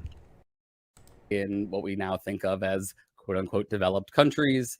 And then the individuals in those countries who are predominantly white then benefit from those sorts of things. And so the privilege that they have comes from this history of wealth extraction and consolidation. Yeah, I would summarize that as saying the white privilege came from white people developing guns and weapons before people of color. That's a crude summary, very crude summary, but I think it's appropriate. But at some point, like that, the history comes from someplace. Like maybe it's better to think of a specific example of white privilege. What's the first thing pops in your head? So the thing I just already explained about the getting stopped by a cop. Yeah, I remember this. being more likely to get stopped and frisked, for example. Okay, so during why the do stop you and frisk think? period. Why do you think? Let's say it's a white privilege not to get stopped and frisked as much as other races. Where did that come from? It comes from the history of white people being coded as less dangerous by police officers as compared to people of color. Okay, and where did that come from? That idea that white people are less... racism in America. I'm not sure what you mean. Like, eventually we're just talking. Yeah. So what I'm getting at is, let's say you have a non-white race that never ever commits crimes. Do you think they would have, let's call it purple race? A purple race historically commits no crime, no theft, no murder, nothing. Would they be profiled? Would they be more likely to be pulled over by a policeman? And if not, would you consider that purple privilege? Talking about like an explicitly segregationist and before that slave-owning society. So like, I'm not sure what you're confused about the gaps here. I feel like you're looking for gaps that I don't think exist. Well, one explanation I could think of why, let's say, certain races would have a privilege of not getting stopped is because of the history of crime. So if a certain race commits more crimes than another race, they're more likely to be stopped. That might be an explanation, right? I see. So your theory would be during the period in New York City when stop and frisk was allowed before it was ruled racially unconstitutional. I'm talking about privilege right now. Like, what? I know. I'm giving us a concrete example. So statistically speaking, your argument is the reason that, for example, a bunch of people of color get stopped and frisked during that period as opposed to white people is because the cops are justified in stopping and frisking those people because they're more likely to be criminals. Is that the idea? Well, that might be one explanation. Like, could that be false? Right. Or true, I should say? Yeah, it's false in a variety of ways. But could it be true? Trying to make sure I understand your Could argument. it be true? No, I mean... Cannot be true. I find that amazing. I find it amazing that someone would say that cannot be true, that one race can commit more crime than other races. Let's see how he answers this. I forget. Let me say this way. In the sense that, like, the cops think that, yes. In the sense that they are justified No, could in it be thinking true No. that certain races commit more crimes than other races? Yes, is statistically the case that certain crimes... Oh, now he changes his mind. He said no, now he says yes. Races commit more crimes than other races because that's how statistics works. Yeah. Like, literally there has to be a statistical So do you think analysis that's that says... maybe where you know, that privilege came from? So imagine a race, a purple race, that commits 99% of the crime in a certain area. Would one be justified in stop and frisk? In other words, purple racial profiling if they commit 99% of the crime, and the other races commit the other 1%.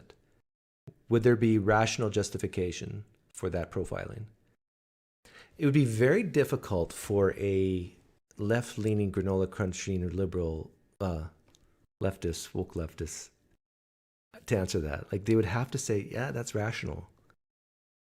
I mean, if you're making an extreme hypothetical where it's 99% of the crime are committed by purple people, like Barney the dinosaur, you should stop Barney's the dinosaurs all day long.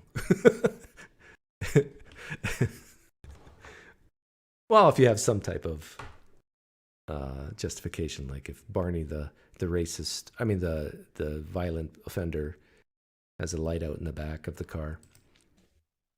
that doesn't make any sense. I'm not sure what you mean. Like, well, if certain races commit more crimes than other races, sure, then this idea, this perception's in a police officer's mind that would cause them to give privilege to the race that doesn't commit more crime. Yeah, that's reasonable. Right? Yeah. Oh, it's not reasonable, but it's not reasonable? Is what causes it, for sure. Why is it not reasonable? Well, because the cop is A, wrong in thinking that this person is less likely to commit a crime, and B, wrong in acting based on that assumption. Can't she use statistics to figure out likeliness? But if she was actually good at statistics, she would understand how the attempts to appeal to statistics in this way are inaccurate. That, like, it's not the case that a black person walking down the street is vastly more likely than a white person to commit a crime or to be carrying a weapon. Well, yeah, I understand what he's saying here. He's saying the probability, let's say the crime is murder, the probability of any one individual of committing a murder, and all you know is race, is extremely low. But it's not zero. Like if there's a murder in the United States and you see 3 people, an Asian, a black, and a white, you can use statistics to say, and that's all you know is the color of their skin.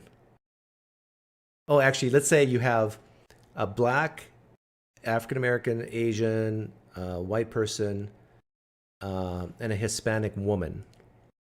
And you just placing your bets, who committed this murder? That's all you know. You can throw the woman out, because we know statistically men commit murders way more than women. Throw the woman out. Don't bet on her. And if you had to bet, you would choose, in the United States, you'd choose the African American. And if you don't, you have this feel sorry forness in you, because 50% of the murders in the United States happen by a black person committing it. So if you had to bet, you would bet that way. But these are the truisms that you can't say out loud in the United States because it makes people feel bad. So is this part of the white privilege and where it comes from? But he goes on, I think, later in this to say, well, the reason why this happens is because of the systemic racism and inequalities that leads people to commit more murders, like poverty and that sort of thing. But I really don't think you can get around the personal responsibility that even if you have systemic racism in the United States, that's horrible and causes certain people of certain races to be in poverty.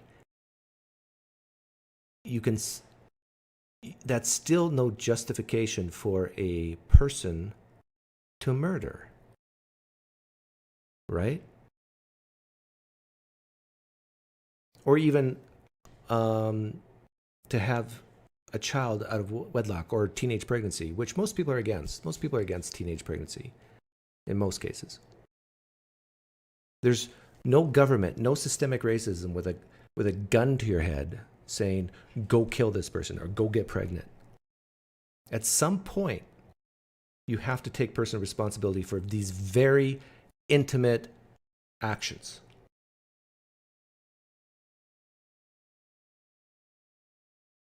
And this is the difference between someone who leans left and who leans right. Someone who leans right can say this out loud. And someone on the left said, it can't be their fault. It can't.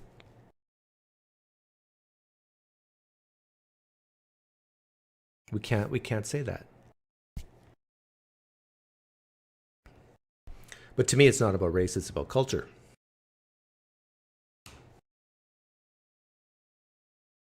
But anyhow, if you guys haven't seen this, this is on my political channel. And for years I had people saying, get someone who knows something about critical race theory on your show. So I finally did on the political channel. And I had fun. We talk about welfare, housing, examples of systemic racism. And I think the first thing he said was Jews not allowed to kill chickens or something that exists today. I mean, it was, to me, this was half my brain tied behind my back to make it fair. And then I made a whole bunch of short clips, and on Twitter I posted them, and he did not. I don't think he liked it, but he kept on saying, "Oh yeah, good one. Do some more." So I did some more.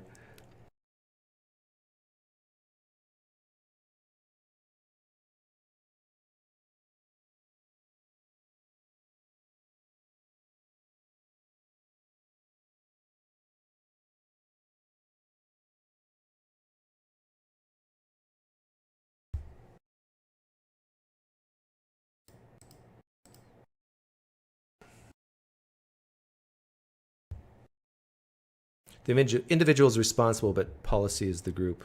Yeah, that's true.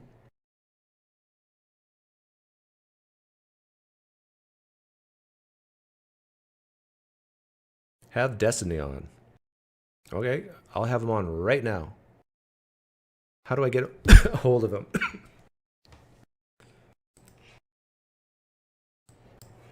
I actually think it would be fun to talk to Destiny.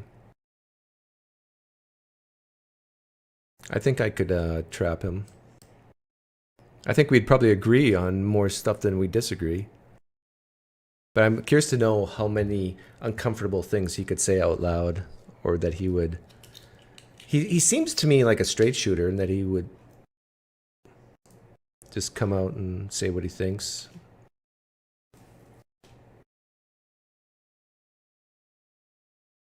But I got an intuition that I can make him uncomfortable.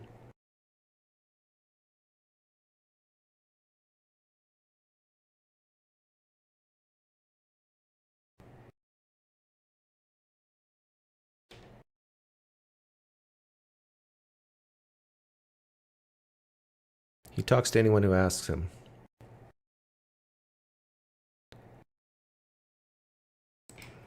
Okay. What's his Twitter?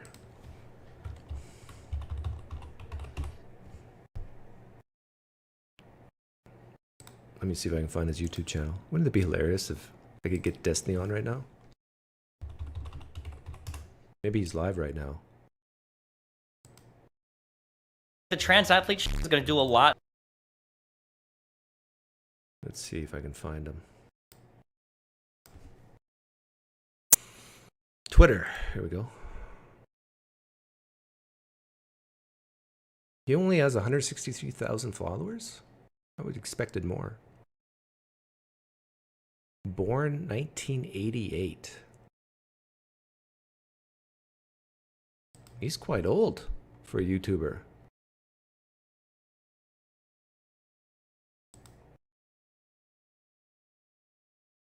Follow. What do we want to? What should I tell him we want to talk about? CRT, trans, Catholicism.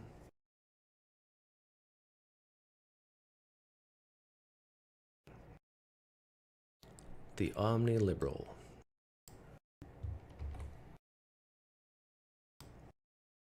The problem is I gotta use the restroom right now, so if he does respond. But does he usually hop on to other people's channels, or you have to go on his?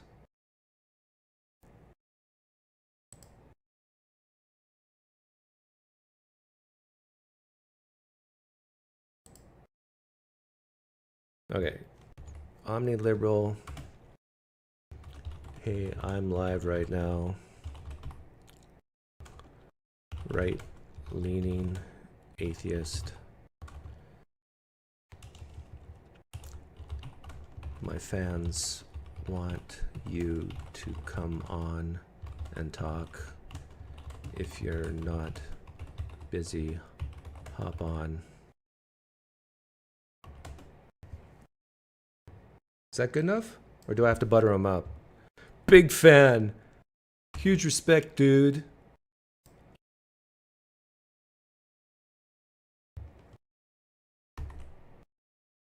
He goes wherever as long as you let him stream it. Yeah, you can let stream it. Okay. Tweet's gone. I've just tweeted Destiny.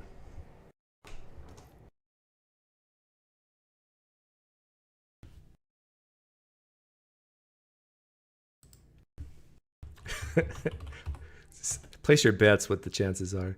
Maybe some other day I'll come on, but...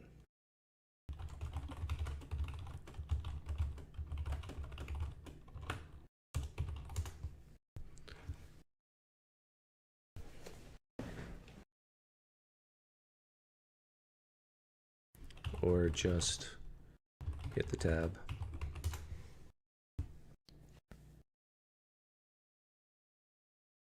Okay, so this is what I'm going to do. I'll play something. I'll use the restroom, get some more water. Give him like 5-10 minutes. There's like a 5% chance he'll see this right away and hop on. Maybe 10% chance. And if he's bored, he's not live right now, he might do it. He responds to all his emails too. Oh, yeah, maybe I should email him.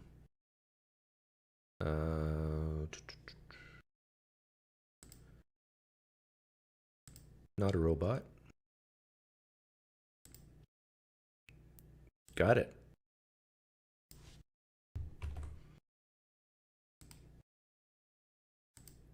This should be on my political channel though. Okay, compose email. His email is contact@destiny.gg.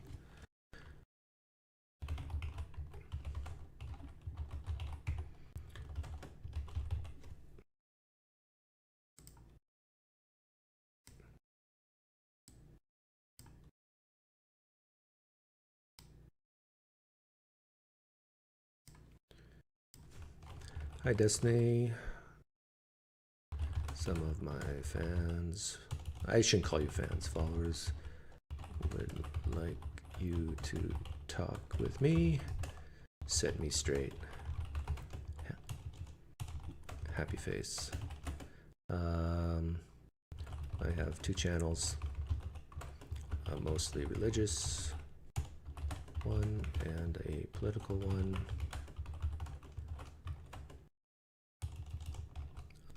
I'm live right now on PineCreek YouTube. Oh, let me copy and paste.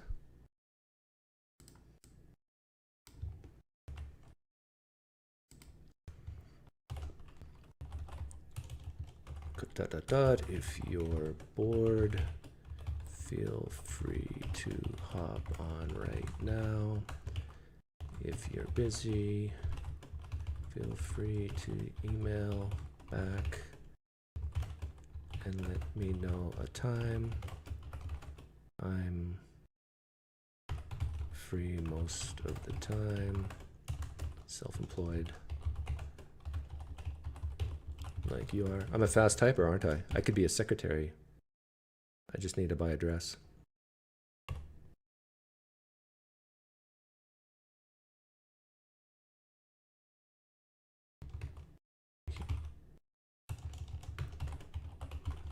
My political channel name is PineCreek Politics.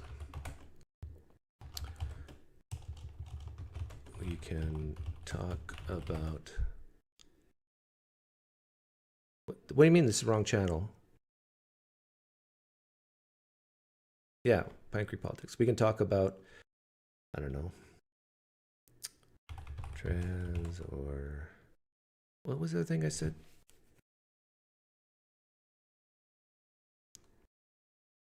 Or CRT. Or...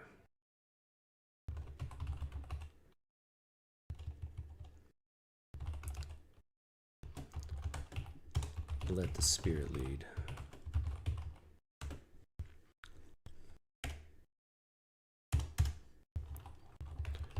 Next up.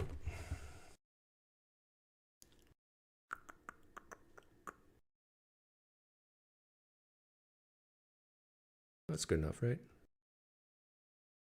Race realism? Well, that's sort of in CRT.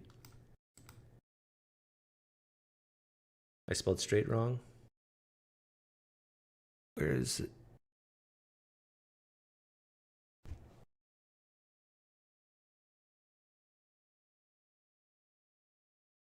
On Twitter or here? Oh, yeah, George Strait. Thank you. I was thinking of George Strait, I bet. I'm a country boy. Any other typos? I think it looks good. At the end, put no.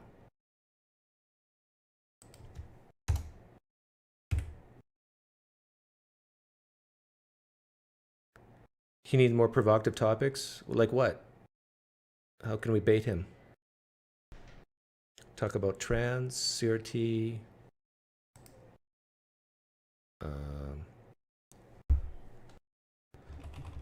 Future.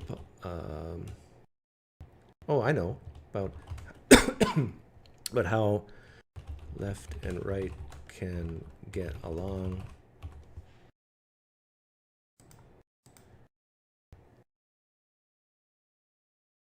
Do I know anybody who knows him? That he would know?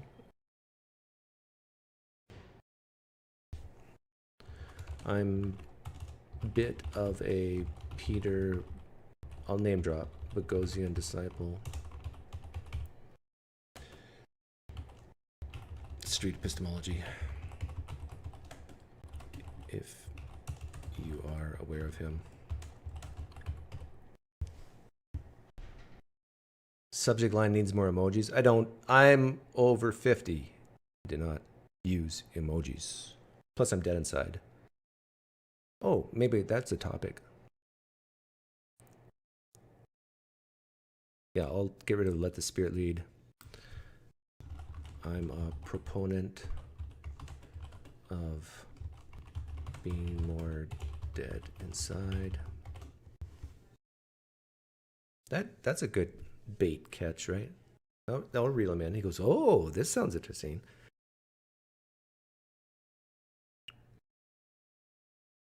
I won't say stoicism. They have talked? Oh, okay. So name dropping Peter Boghossian will work.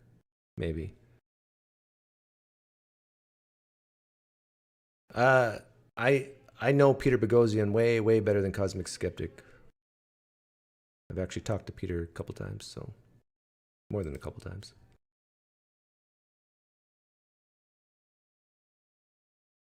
We can talk about how left and right get along.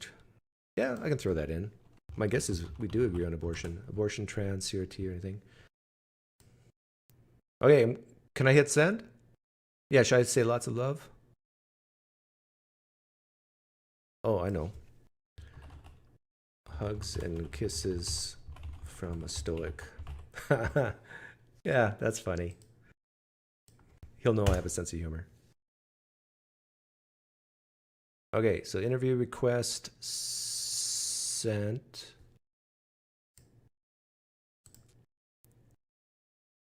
And Twitter request sent. And I followed him so he can DM me. Okay, it's done. The ball is in his court. Send him 2 messages via social media.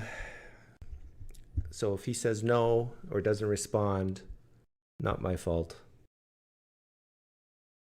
Don't blame me. I have video proof I've tried.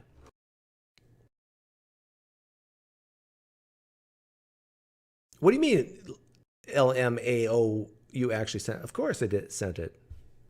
You want proof I sent it? I took off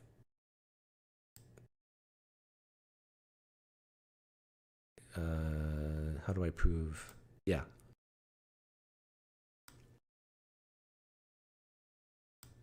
I want video proof I sent this. See this? Sent box. It's sent.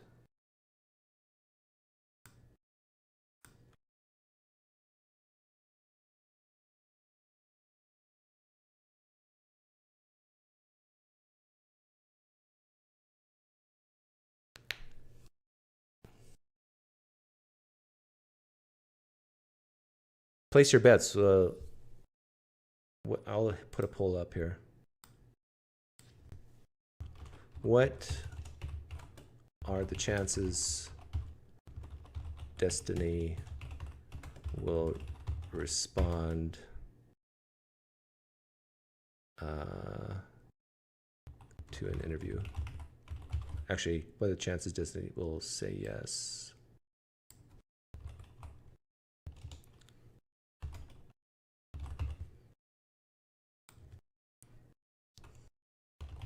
Not going to happen. Somewhat likely. Very likely. Definitely.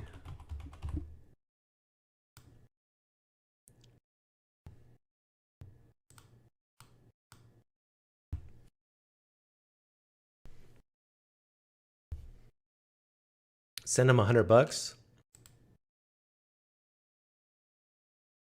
Does he have a Patreon? He's too big for Patreon, isn't he? Yeah, he doesn't have Patreon. Good for you. Good for you, Destiny, for not having Patreon. Oh, he has a website, though. I bet you the first link is going to be donate. Debate me. Stream online. Destiny is live 7 hours ago? Oh, maybe he's on Discord right now.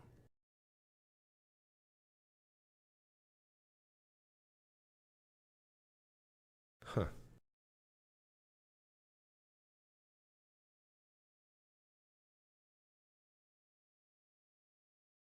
Oh, only 3% chance for definitely?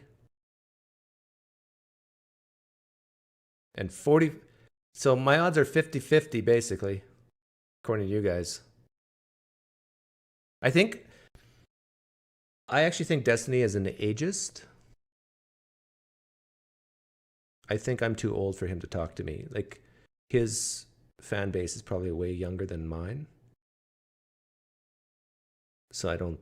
Although he's in his 30s. So he's not a young buck either. I don't know. Maybe he would.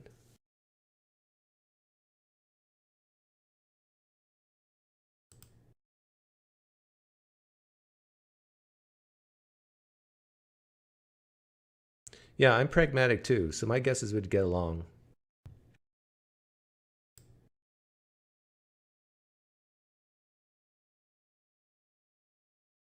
He hates younger people. Oh, okay, then maybe he's ageist in my favor. Oh yeah, that's right. He did a modern day debate thing. I should have pointed that out, that I know the host of that.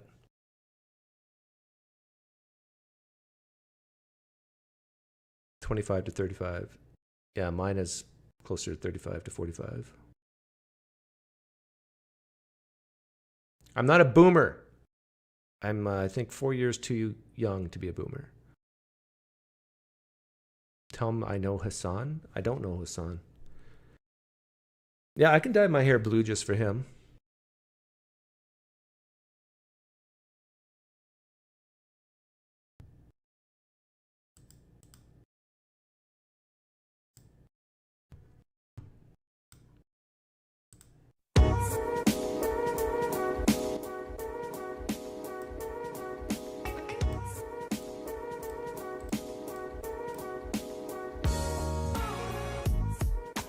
That'll be interesting if he comes on. Is he an atheist? He is, right? Man, if he's not an atheist, then I know what to talk to him about.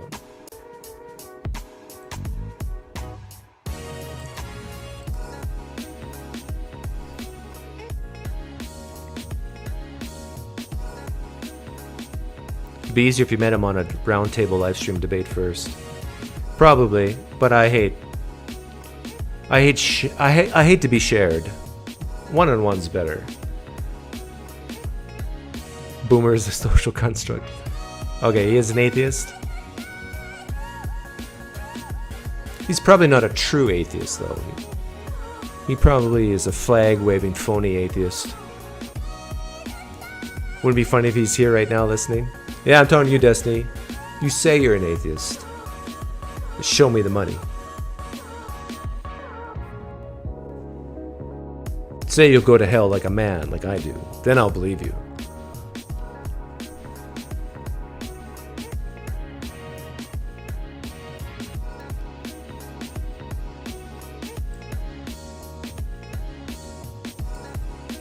If he comes on and says something stupid, I'll just do this.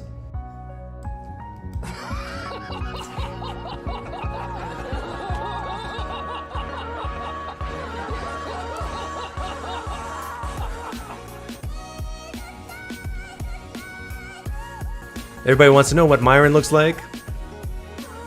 There's Myron.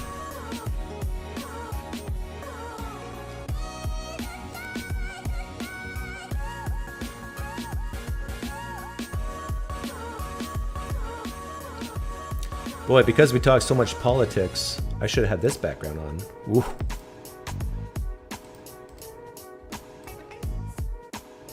Thanks for hanging out, guys.